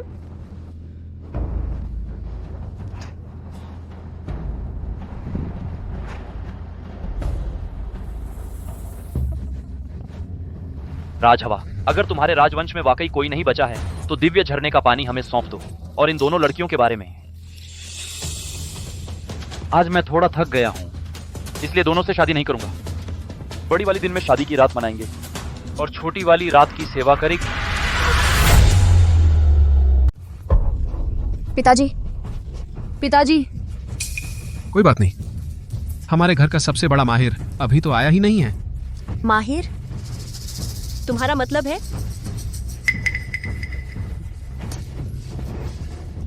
इसीलिए तुमने हाँ कह दी विकास की शर्त को। पता चला तुमने सारी उम्मीद इस शारीरिक साधक पर लगा दी है। क्या तुम सचमुच अपनी बेटी और धंधा किसी और को दे देना चाहते हो? हाँ पिताजी, वह तो बस एक शारीरिक साधक है। वह कैसे हो सकता है विकास का मुकाबला?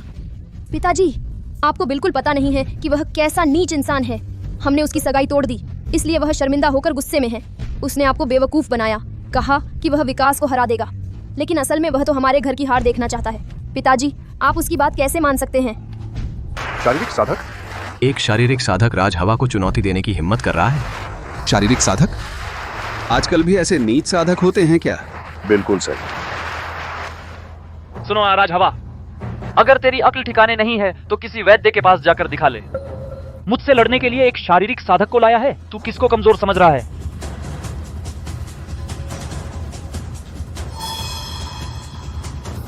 यह बूढ़ा बड़ा काम चलाऊ निकला।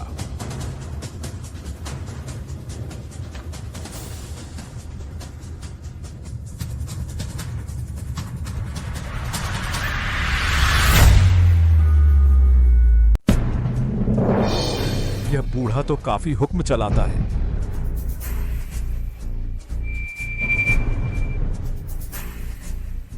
वह एक शारीरिक साधक होकर भी मंच पर चढ़ गया। राज हवा भी बूढ़ा होकर सठिया गया है। उसने एक शारीरिक साधक को मरने भेज दिया। हाँ, सही कहा। यश, तुम्हें लगता है कि आज हमारे परिवार का अपमान पर्याप्त नहीं हुआ? नीचे उतरो। हमारे परिवार के मामले तुम जैसे शारीरिक साधक की मदद की जरूरत नहीं है। तुम्हें लगता है कि आखिरी में आने से तुम नायक बन जाओगे? मैं तुम्हें बता दूं विकास, दिव्य ध्वनि मठ के युवराज हैं। तुम उनके हाथों एक भी चाल नहीं चल पाओगे।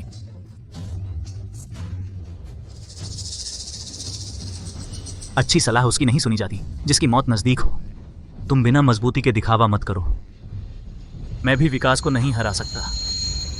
तुम जाओगे तो बस मुसीबत मोल लोगे। निकम्मा, अभी घुटने टेककर माफी मांगो। मुझे तुम्हारे चेहरे पर शारीरिक साधक लिखने दो। मेरा घरेलू गुलाम बन जाओ तो मैं तुम्हारी जान बख्श दूंगा, नहीं तो मैं तुम्हें जंगल में सड़ने दूंगा। लड़ोगे या नहीं? नहीं लड़ोगे तो भाग जाओ। मादरचोद, नीच शारीरिक साधक मौत को बुलावा दे रहा है।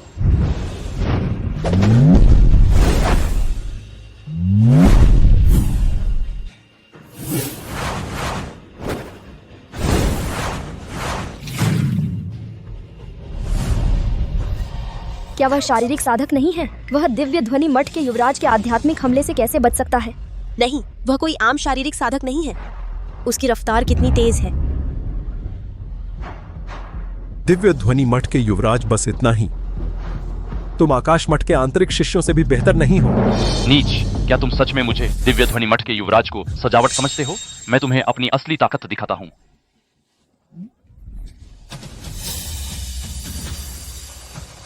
विकास के पास 5 जन्मजात प्राण ऊर्जाएं हैं। यह पुरानी पीढ़ी में भी सर्वश्रेष्ठ में से एक माना जाएगा। वह मरने वाला है। निकम्मा हमेशा निकम्मा ही रहता है। अहम वक्त पर डर के मारे सुन्न हो गया। बचने की कोशिश भी नहीं की। मरने के लिए तैयार हो जाओ।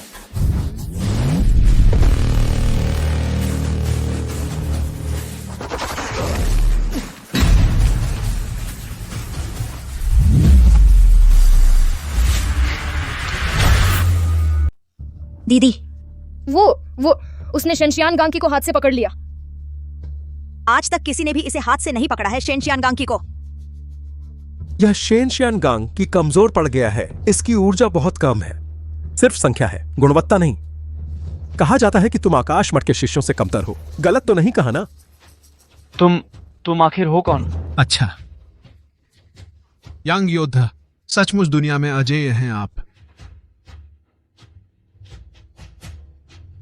विकास, अब मान गए ना? मैं साफ साफ कहता हूं, यांग योद्धा मेरे वांग के दामाद हैं। अगर तुमने फिर कभी मेरे वांग परिवार में उपद्रव करने की हिम्मत की तो यांग योद्धा तुम्हें बख्शेंगे नहीं।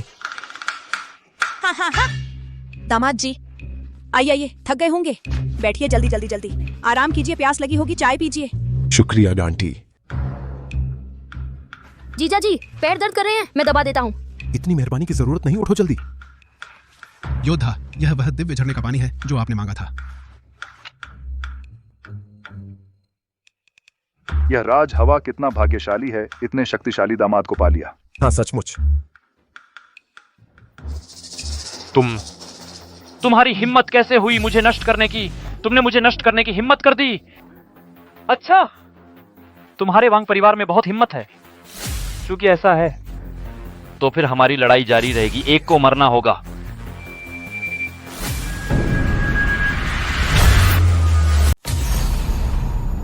वह दिव्य ध्वनि मठ का प्रमुख है और वरिष्ठ संरक्षक शीतला देवी, वे सब यहाँ आ गए हैं।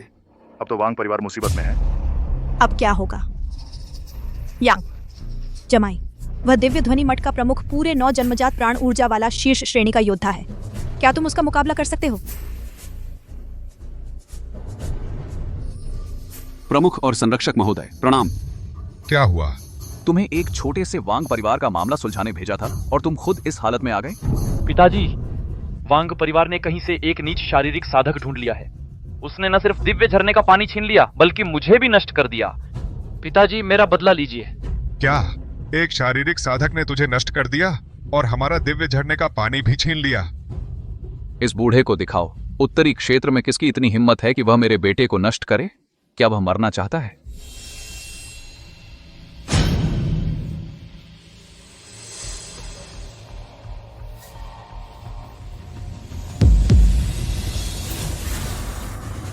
पिताजी, यही वह नीच है।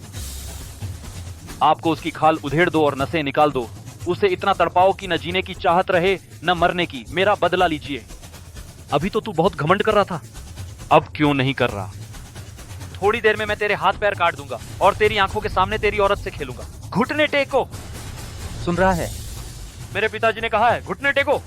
अभी घुटने टेक कर माफी नहीं मांगोगे तो फिर पता चल जाएगा। मैं कह रहा हूं, घुटने टेको। पिताजी, तुम क्या कर रहे हो? वह तो एक घटिया शारीरिक साधक है। तुम क्या कर रहे हो? महोदय, यह सब मेरे अज्ञानी बेटे की गलती है। उसने आपको नाराजा कर दिया। कृपया हमारी जान बख्श दीजिए। जब हम मठ वापस जाएंगे तो हम उसे जरूर नष्ट कर देंगे।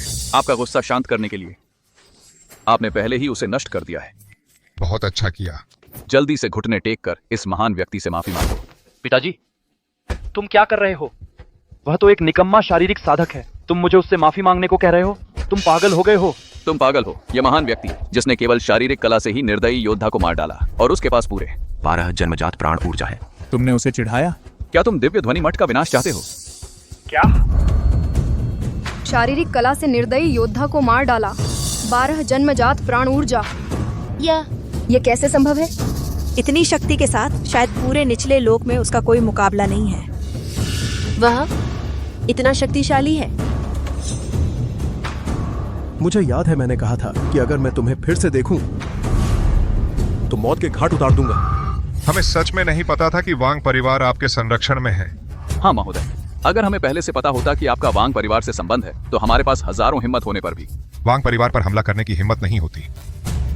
चले जाओ। यह तुम्हारी आखिरी चेतावनी है। हम अभी जा रहे हैं, अभी जा रहे हैं। देखते हैं अब भी तुम्हारी हिम्मत है मेरे वांग परिवार को चुनौती देने की। नहीं नहीं, हिम्मत नहीं है। हम फिर कभी हिम्मत नहीं करेंगे। हम अभी जा रहे हैं, अभी जा रहे हैं। मेरे प्यारे दामाद, आप तो हमारे वांग परिवार के उपकारक हैं। अगर आप नहीं होते तो हमें समझ नहीं आता कि क्या करते। यश जी, पहले हमने आपका बहुत अपमान किया था। कृपया उसे दिल पर ना लें। कोई बात नहीं। मैं यश बस इस वांग परिवार के दिव्य झरने के पानी की बोतल के लिए ही आया था। अरे बाप रे, अब तो हम सब एक ही परिवार के हैं। कैसा वांग परिवार का दिव्य झरना? मैंने पहले ही कहा था ना यश जी, आप तो बहुत सुंदर और प्रतिभाशाली हैं। आपकी शख्सियत बहुत प्रभावशाली है और यानरान के साथ आप दोनों एक दूसरे के लिए ही बने हैं। चाची जी, दामाद चुनने का यह मामला आप किसी और को देख लीजिए, जैसे कि वो उत्तरी क्षेत्र का सर्वश्रेष्ठ प्रतिभाशाली युवक। वह तो अच्छा है। तुम भागने की सोच रहे हो? दर्द हो रहा है। सब तुम्हारी डींगे हाथ लगी। हमारी सारी संपत्ति हारने के कगार पर पहुंच गई थी और अब भागने की सोच रहे हो? आज अगर यश ने हमारे वांग परिवार की इतनी बड़ी मदद न की होती, यानरान शायद तुम्हारे झांसे में आ जाती। तब हमारा वांग परिवार सचमुच आग में कूद पड़ता। बेशर्म, अब भी मेरे प्यारे दामाद से माफी नहीं मांगोगे? हाँ, जीजा जी से माफी मांगो। जीजा जी, जीजा जी कहाँ गए? वांग परिवार के मुखिया आगे अगर दिव्य ध्वनि मठ फिर हमला करने की हिम्मत करे तो आप बस स्वर्ग द्वार के युवराज यश का नाम ले देना। यह दिव्य झरने का पानी मैं ले जा रहा हूँ। अब हम बराबर हैं। वह तीनों लोकों पर शासन करने वाले स्वर्ग द्वार के युवराज थे। हे भगवान, अगर हमने अभी उनका इतना अपमान न किया होता शायद वह यह शादी स्वीकार कर लेते। मैंने तो खो दिया कितने अच्छे दामाद को। यह अरे बाप रे।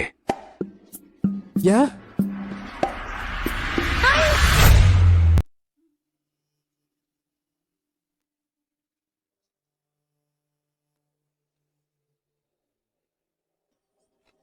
गुरुजी, मैं आपके शरीर को फिर से बनाने आया हूं।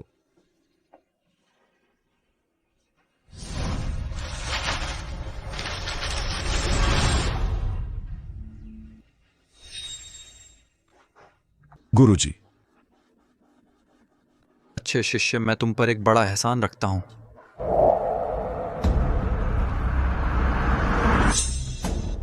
गुरु बूढ़े। 3000 साल पहले जब मैं असली देवता बनने वाला था, मैंने बस कुछ हजार लोगों को पिघलाया था। तुम मेरे साथ मरने को तैयार हो गए। अब मैं ठीक हो गया हूं, मेरी शक्तियां पूरी तरह से विकसित हो गई हैं। आखिरकार मैंने तुम्हारा पता लगा लिया। इस बार मैं सिर्फ तुम्हें ही नहीं बल्कि पूरे स्वर्ग द्वार को भी नष्ट कर दूंगा। महान मिश्रित सम्राट महेश आपसे मिलने की प्रार्थना करता है। महेश, आत्मा सम्राट महाराज, मेरे आत्मा मंदिर ने बार बार तुम्हारे टोंक शहर के लिए परिवार को बुलाया, लेकिन तुम और तुम्हारे पिता ने हर बार मना किया। आखिर इस बार सीधे आकर क्यों मिल रहे हो? मेरे पिता मर गए। टोंक शहर के यांग परिवार में एक शारीरिक साधक है जो स्वर्ग द्वार का युवराज भी है। उसने ताकत का इस्तेमाल करके मेरे लिए परिवार की सारी संपत्ति लूट ली, मेरे पिता को जान से मार दिया। मैं इस बार आया हूं आत्मा मंदिर में शामिल होने के लिए, मेरे पिता का बदला लेने के लिए। स्वर्ग द्वार हर जगह वो मौजूद हैं, सचमुच पीछा नहीं छोड़ते। आत्मा सम्राट महाराज, पहले हम अंधे थे, तुम्हारी ताकत नहीं जानते थे। बस मुझे ताकत मिल जाए, तुम कुछ भी करने को कहो, मैं बिना कुछ सोचे करूंगा।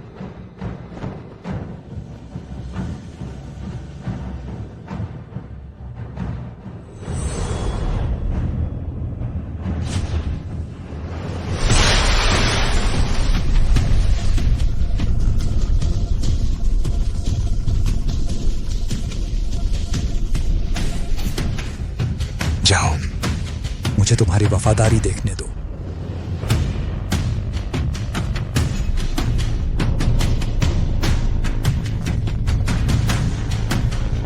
आत्मा सम्राट महाराज, धन्यवाद। शारीरिक साधक और स्वर्ग द्वार का युवराज भी है। क्या यह फिर से वीर देवता का शरीर है? यह मामला इसकी अच्छी तरह योजना बनानी होगी। गुरुदेव ने मुझे साधना सिखाकर पहले ही बहुत बड़ा उपकार किया है, फिर ऋण या एहसान की क्या बात है? मैंने तुम्हें गलत नहीं समझा था। बुरा है, आत्मा सम्राट वह बूढ़ा फिर से हलचल मचा रहा है। मैं तुम्हारा गुरु, अब स्वर्ग द्वार वापस जाना है संभालने के लिए। तुम मेरे साथ चलो। क्या? मैं अर्जुन को ले जाना चाहता हूं, अपनी बहन के साथ। ठीक है, तो मैं तुम्हारा गुरु पहले चलता हूं। तुम स्वर्ग द्वार वापस आकर मुझसे मिलना। याद रखना, चाहे कुछ भी हो जाए, तुम्हें मुझे अपने गुरु को जरूर बताना।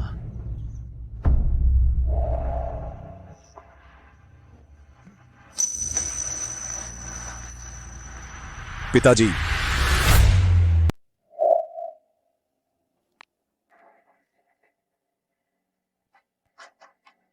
पिताजी,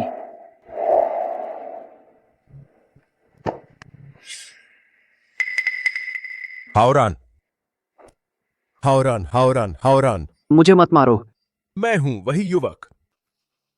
घर में क्या हुआ? महेश ने घर के सब लोगों को पकड़ लिया है। महेश, मैं अभी उससे बदला लेने जाता हूं। महेश, वह उस आत्मा मंदिर में शामिल हो गया है। अब वह उस आत्मा मंदिर का युवराज बन गया है। मुझे भी पकड़ा जाना था, लेकिन उसने मुझे छोड़ दिया। कहा कि तुम्हारे लिए एक संदेश लेकर आऊं। यश, महेश अब बहुत ताकतवर है और उसके पीछे जो लोग हैं उनकी ताकत का अंदाजा लगाना मुश्किल है। अगर हम अभी जाएंगे तो वह जरूर एक जाल होगा। मेरी बात सुनो, स्वर्ग द्वार जाओ, अपने गुरु को ढूंढो। इस मामले पर ध्यान से विचार करना होगा। इस मामले पर लंबे समय तक विचार करना होगा। वह वाकई परिपक्व हो गया है। चलो चलो, हम स्वर्ग द्वार चलते हैं और अपने परिवार को बचाते हैं।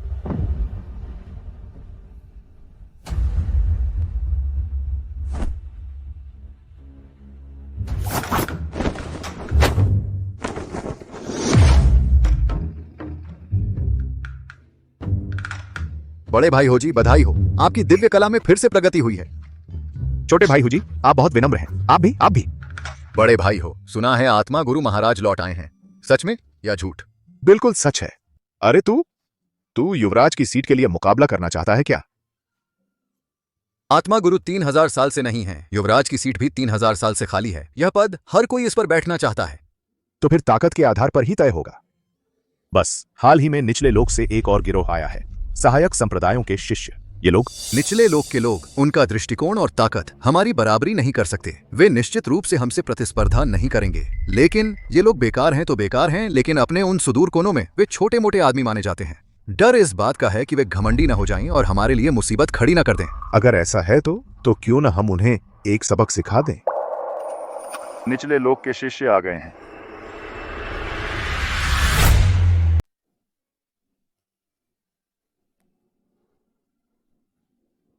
यही है तीनों लोकों पर राज करने वाला स्वर्ग द्वार। तुम निचले लोक से आए शिष्य इतनी शिष्टाचार की समझ नहीं है क्या? हूँ भाई साहब को प्रणाम। बड़ा भाई हो?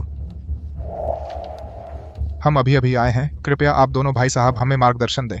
हाँ, तुम चाहते हो कि मैं तुम्हें ज्यादा मार्गदर्शन दूं? हाँ, बिल्कुल। कृपया भाई साहब मार्गदर्शन दें। चाहते हैं कि भाई साहब ज्यादा मार्गदर्शन दें। तुम भाई साहब से खाली हाथ मिलने आए हो? भाई साहब, यह तलवार काला सोना और शीतल लोहे से बनी है। भाई साहब को भेंट स्वरूप दी जा रही है। बहुत अच्छा, ठीक है। स्वर्ग द्वार में साधना करने लायक पात्र लगते हो। भाई साहब, यह उत्तरी ध्रुव की शीतल जेड़ है जो आध्यात्मिक ऊर्जा के संचय की गति बढ़ा सकती है। अच्छा, तुम भी ठीक हो। भाई साहब, यह समय दर्पण है, कृपया स्वीकार करें। समय दर्पण? अरे बाप रे।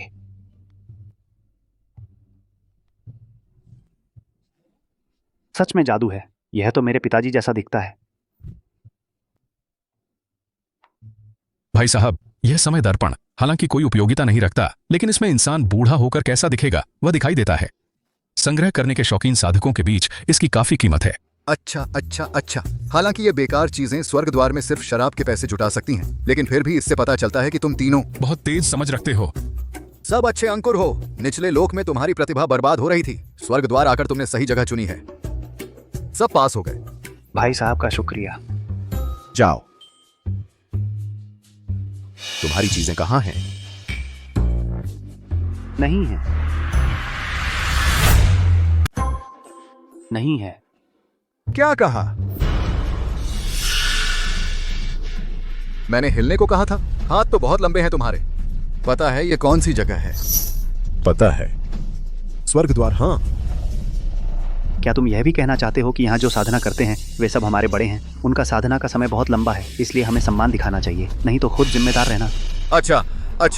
अच्छा, तुम लोगों को तो सब कुछ पता है, फिर भी सीनियर भाई का अपमान करने की हिम्मत? सचमुच सब बागी ही हैं तुम लोग। मुझे लगता है तुम। छोटा भाई हूं। सब एक ही गुरु के शिष्य हैं, इतना बवाल क्यों? यह जूनियर भाई भले ही कोई गिफ्ट न लाया हो, कपड़े भी थोड़े फटे हाल हैं, लेकिन हमारा स्वर्ग द्वार हमेशा शांति और सौहार्द का पालन करता है। बात बात पर हाथ क्यों उठा रहे हो? यह जूनियर भाई, शायद घर की आर्थिक स्थिति ठीक नहीं है, साधना के संसाधन थोड़े कम हैं। हम जैसे आवारा साधक आप जैसे सीनियर भाइयों की बराबरी कैसे कर सकते हैं? अगर ऐसा है तो उन दोनों की साधना भी बहुत साधारण ही होगी। अच्छा ठीक है, सीनियर भाई तुम्हारी देखभाल करेगा। तुम लोग पहले बाहर उस खुले मैदान में जाओ, 30 साल साधना करो, जब साधना का स्तर बढ़ जाए तब आना भी देर नहीं हुई। तुम्हारा मतलब है क्योंकि हमने गिफ्ट नहीं दिया इसलिए हमें स्वर्ग द्वार में प्रवेश नहीं मिलेगा? अरे यह कैसी बात है? सीनियर भाई की दयालुता को ऐसे कैसे नकार सकते हो? वह तो आकाश और धरती की ऊर्जा का केंद्र है, वहां साधना करने से तुम्हारा कोई नुकसान नहीं होगा। तुम झूठ बोल रहे हो, वह तो बिल्कुल एक बेकार पत्थर है। चलो चलते हैं, इनकी परवाह न करें। अगर मैं नहीं जाने दूं तो? तुम्हारी चलने वाली नहीं है। फिर से हाथ उठाना चाहते हो? सबने देख लिया, यह जूनियर भाई सीनियर भाई को चुनौती दे रहा है। मैं तो हाथ उठाने वाला नहीं हूं। जूनियर भाई एक बार फिर सोच लो। डर है कि तुम एक ही चोट में नीचे के लोक में वापस न पहुंच जाओ, फिर ऊपर आना मुश्किल हो जाएगा। आत्मा गुरु आ गए हैं। आत्मा गुरु महाराज को प्रणाम। ये सभी शिष्य निचले लोक से आए हैं। जी, यह शिष्य बहुत उदंड है। मैं और बड़ा भाई हो उसके भले के लिए था, उसे कठिन साधना करने के लिए कह रहे थे, लेकिन इसने हमारी अच्छाई को बुराई समझ लिया, हमसे हाथापाई करने लगा। हाँ आत्मा गुरु महाराज, हमारे स्वर्ग द्वार के भीतर हमेशा सद्भाव रहा है। ऐसा बिगाड़ू तत्व अगर ठीक से अनुशासित नहीं किया गया तो स्वर्ग द्वार की प्रतिष्ठा खराब कर देगा। कृपया आत्मा गुरु दंड दें। शिष्य। गुरुजी। वह आत्मा गुरु का प्रत्यक्ष शिष्य है। मैं सबका परिचय कराता हूं। यह यश है, मेरा प्रत्यक्ष शिष्य है। आगे चलकर यह स्वर्ग द्वार का युवराज होगा, तुम सबका बड़ा भाई होगा। ये दापमेत दरिता। अभी तक प्रणाम क्यों नहीं किया? युवराज को प्रणाम। क्या? सूचना देता हूं आत्मा गुरु, यह शायद थोड़ा अनुचित है। वह निचले लोक से आया एक अकेला साधक है, वह हमारा युवराज कैसे बन सकता है? हाँ महाराज, हमें उसे युवराज मानकर प्रणाम करने को कहना, इससे लोग कैसे मानेंगे? कृपया दोबारा सोचिए। अपमानजनक। तुम लोगों को कोई शिष्टाचार है भी या नहीं? बड़े भाई स्वर्ग द्वार के प्रमुख हैं। प्रमुख महाराज के शब्दों पर तुम्हारी इतनी हिम्मत? जल्दी से घुटने टेको।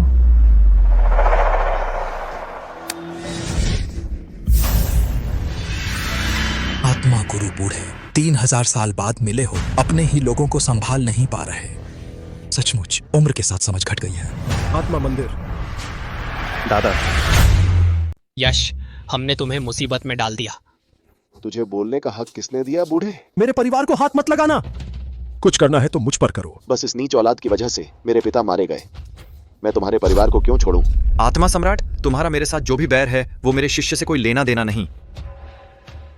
तुम्हें लगता है मुझे पता नहीं है? तुमने यह शिष्य बस मुझसे निपटने के लिए ही तो रखा है। बहस बेकार है।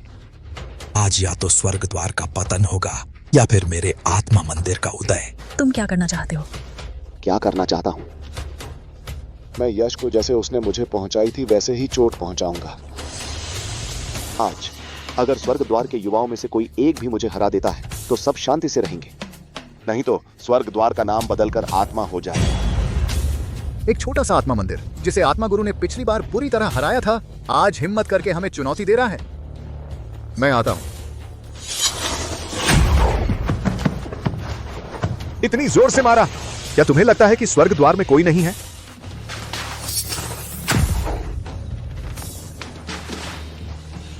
या महेश इतना ताकतवर कब हो गया? नहीं, आत्मा मंदिर के आत्मा पुत्रों में भी इतनी ताकत नहीं होती। तुम इतने कम उम्र में ये सब कैसे कर पाए? महेश, यह अच्छा बच्चा अपनी आत्मा का बलिदान देकर मरने के बाद आत्मादास बन गया, फिर कभी जन्म नहीं लेगा। इतनी बड़ी कुर्बानी देने के बाद अगर तुम जैसे निकम्मों को भी नहीं हरा पाया तो मेरा आत्मा मंदिर भी बंद हो जाएगा। आत्मा बलिदान विधि। कोई इतनी डरावनी तांत्रिक विद्या इस्तेमाल करने की हिम्मत करता है? मुसीबत आ गई। इस तरह तीनों लोकों में कोई भी युवा उसका मुकाबला नहीं कर सकता। अब हम क्या करें? तू यहाँ क्या कर रहा है नौसिखिया? पागल हो गया है? तू क्या बकवास कर रहा है? हम दोनों मिलकर भी उसका मुकाबला नहीं कर सके। तू ऊपर जाएगा तो मौत को दावत देगा। यश, मत कर। यश, तुम महेश का मुकाबला नहीं कर सकते, भाग जाओ। यश, तुमने हमारे यश परिवार के लिए बहुत कुछ किया है। अच्छे से अभ्यास करो। जब तक तुम्हारी ताकत पर्याप्त नहीं है, हमारा बदला लेने की जबरदस्ती मत करना। यश, तुम आज हमारे बीच का सारा बैर एक बार में खत्म हो जाएगा। मुझे डर था कि तुम आओगे ही नहीं। हरामी, क्या तुम सच में सोचते हो कि मैं वही हूं जो 1 महीने पहले था? मैं तुम्हें दिखाता हूं कि आत्मा समर्पण के बाद मेरी ताकत कितनी डरावनी है।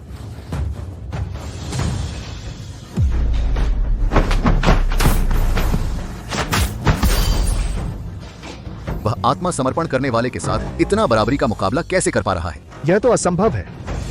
योद्धा देह वाकई कम आंकने लायक नहीं है। क्यों? क्यों? मुझे इतनी शक्तिशाली ताकत मिलने के बाद भी मैं तुम्हारा मुकाबला नहीं कर पा रहा। मैं मानने को तैयार नहीं। यह मुक्का तुम्हारी अहंकार के लिए है।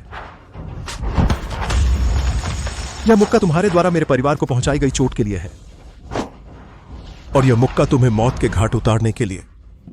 रुको यश, अगर तुम नहीं चाहते कि तुम्हारे पिता की मौत हो तो अपनी योद्धा देह को नष्ट कर दो। योद्धा देह? क्या यही वह योद्धा देह है जो सदियों में एक बार मिलती है और जिसका दुनिया में कोई मुकाबला नहीं? वुशेन का है? वुशेन एक ऐसा शरीर है जो दुनिया में सबसे ज्यादा दाव के करीब है। इस शरीर वाले लोग सीधे प्राकृतिक की का अभ्यास कर सकते हैं, आम लिंग की का नहीं। कोई बात नहीं, तुम इतने तगड़े क्यों हो? कैसा लगा? अगर तुम नहीं चाहते कि तुम्हारे पिता हमारी तलवार के नीचे आ जाएं, तो चुपचाप अपना वुशेन शरीर नष्ट कर दो। आत्मा सम्राट, मुझे उम्मीद नहीं थी कि तुम इतने नीच हो। नीच? मेरी डिक्शनरी में सिर्फ जीत शब्द है, और जीतने के तरीके ऊंचे या नीचे नहीं होते। यश, अब भी समझदारी नहीं दिखाओगे? बेटा, उसकी बात मत सुनो। यश बेटा, पिताजी की पूरी जिंदगी दूसरों की नजरों से गुजरी है। मुझे पता है वह एहसास कैसा होता है। तुम्हें भी पता है। मेरी सबसे बड़ी उम्मीद यही है कि तुम कामयाब हो जाओ, मेरी तरह नहीं। आज तुम स्वर्ग द्वार के युवराज हो, अब मैं चैन से मर सकता हूं। अगर तुमने अपना शरीर नष्ट कर दिया तो पिताजी की आंखें भी बंद नहीं होंगी। हाँ यश सही कह रहे हैं, तुम्हारे पास ऐसी प्रतिभा है, एक दिन तुम दुनिया में अजेय हो जाओगे। उस वक्त आकर हमें बचा लेना, तुम जरा भी जल्दबाजी मत करना। अगर मैं अपना शरीर नष्ट कर दूं तो क्या तुम मेरे परिवार को छोड़ दोगे? यह सम्राट हमेशा अपने वचन का पक्का रहा है। ठीक है, मैं मानता हूं। शिष्य, अगर तुमने वो शेन शरीर नष्ट कर दिया तो इस दुनिया में कोई भी नहीं बचेगा जो इस आत्मा सम्राट का मुकाबला कर सके। तब हम सब उसकी तलवार के नीचे आ जाएंगे। लेकिन मेरा परिवार। यह सच है कि वे तुम्हारा परिवार हैं। यह गुरु होने के नाते भी मैं तुम्हारे लिए फैसला नहीं ले सकता।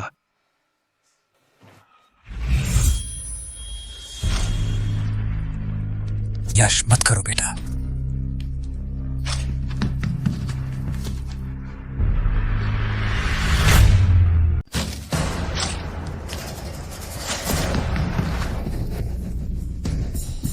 आत्मा गुरु, तुम्हारे शिष्य का दिव्य शरीर नष्ट हो गया है।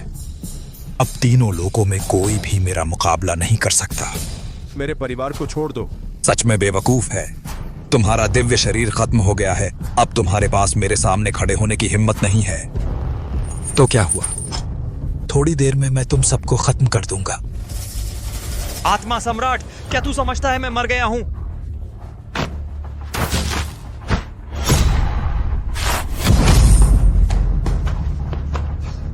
तू यह बूढ़ा मरता नहीं। तेरे वो दिव्य शरीर वाले शिष्य के बिना तू खुद को कुछ समझने लगा है।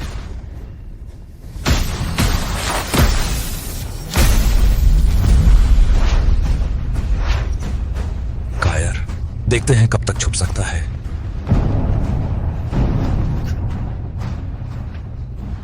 सम्राट जी, स्वर्ग द्वार का यह पर्वत सुरक्षा कवच तोड़ने में थोड़ा और समय लग सकता है। तो फिर दिव्य शरीर नष्ट हो गया है।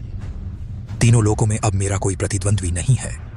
जब उनका पर्वत सुरक्षा कवच टूट जाएगा, वही उनकी मौत का समय होगा। आत्मा गुरु बुढ़े, अब हम क्या करें? और क्या हो सकता है? सबसे बुरा क्या होगा? साथ मर जाएंगे।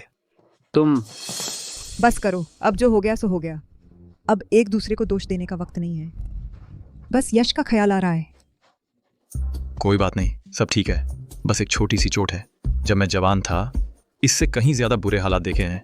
सुनो आत्मा गुरु बुढ़े, यश तुम्हारा मोहरा बनकर रह गया और अब तुम आत्मा सम्राट के साथ यह शतरंज का खेल पूरी तरह हार गए हो।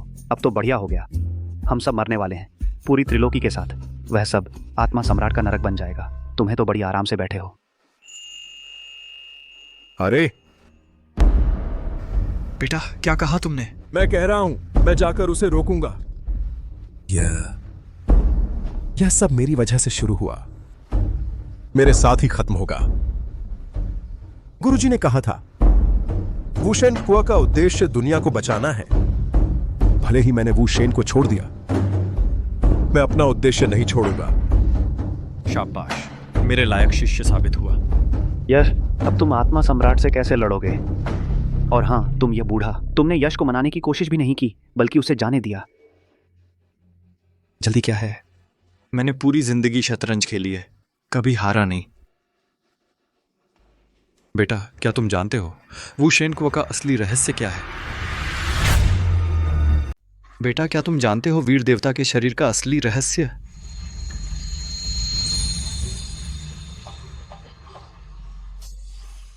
गुरुजी, ये सब, इस पेंटिंग में जो लोग हैं सब वीर देवता के शरीर वाले हैं। ये मैं हूं, बूढ़ा आदमी। गुरुजी, कैसे दूसरों की छवि इतनी साफ है और तुम्हारी इतनी धुंधली है? क्या तुमने वीर देवता का शरीर छोड़ दिया? एक समय मैं भी तुम्हारी तरह उसी मोड़ पर खड़ा था, लेकिन मैंने नहीं किया सही फैसला। मैंने वीर देवता का शरीर नहीं छोड़ा, बल्कि वीर देवता के शरीर ने मुझे छोड़ दिया। गुरुजी, आप लेकिन तुमने ताकतवर दुश्मनों का सामना करते हुए और मुश्किल हालात में ताकत के लिए अपने परिवार और दुनिया से प्यार नहीं छोड़ा, डर के आगे इंसाफ नहीं छोड़ा। यही तो है असली चाबी वीर देवता की ताकत जगाने की।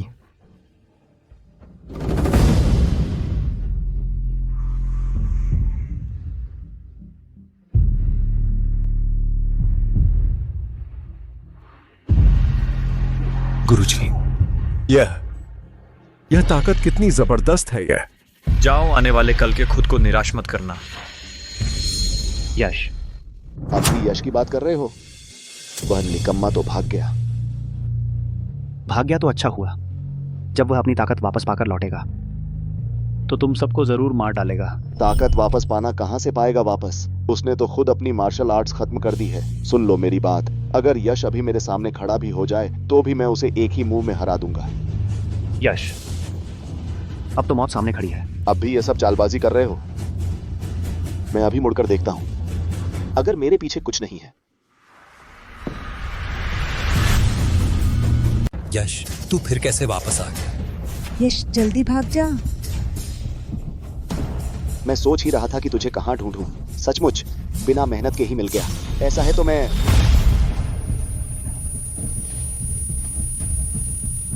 मुझे लगा था कि तू भाग गया तो मुसीबत बन जाएगा, लेकिन तू खुद ही मेरे पास आ गया। महेश, जल्दी से इसे मार डालो। मर जा महेश, तुम क्या देख रहे हो?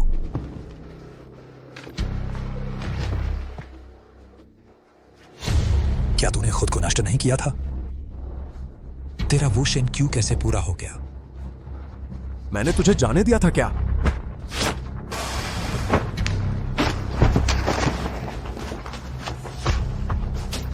यश, नहीं भैया, यश साहब, मैंने पहचाना नहीं। मैं अंधा था, मुझे नहीं पता था कि आप इतने शक्तिशाली हैं। तू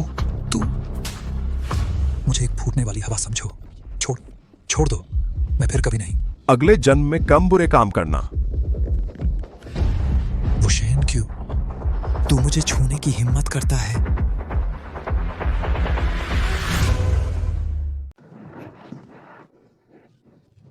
यश, तुम सच में कमाल हो। हम जीत गए। यश, तुमने तो अपनी प्रतिभा को नष्ट कर दिया था, फिर इतनी महारत कैसे हासिल की? इस बारे में मैं कुछ भी स्पष्टीकरण नहीं दे सकता। अरे हाँ, मेरे गुरु कहाँ हैं? क्या तुमने उन्हें देखा है? गुरु? यश, तुम अभ्यास करते करते पागल तो नहीं हो गए? तुम्हारा कोई गुरु है ही नहीं। तुम शुरू से अब तक खुद ही अभ्यास करते आए हो, कोई गुरु नहीं। मेरे गुरु तो आत्मा गुरु हैं। क्या तुमने उन्हें नहीं देखा? यश, तुमने टोंक शहर से शुरुआत की, अपनी प्रतिभा के बल पर हर चुनौती को पार करते हुए आकाश मठ में दाखिल हुए और फिर स्वर्ग द्वार में शामिल हुए, स्वर्ग द्वार के युवराज बने। यह आत्मा गुरु अकिष्टा का सबसे तमाम निशाम एक ही की एक आन। स्वर्ग द्वार में तो सिर्फ आत्मा देवी ही एक वरिष्ठ हैं। पूरे त्रिलोक में भी आत्मा गुरु नाम का कोई व्यक्ति? हाँ,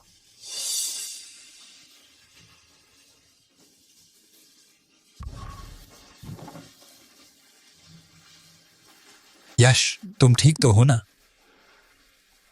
मैं समझ गया।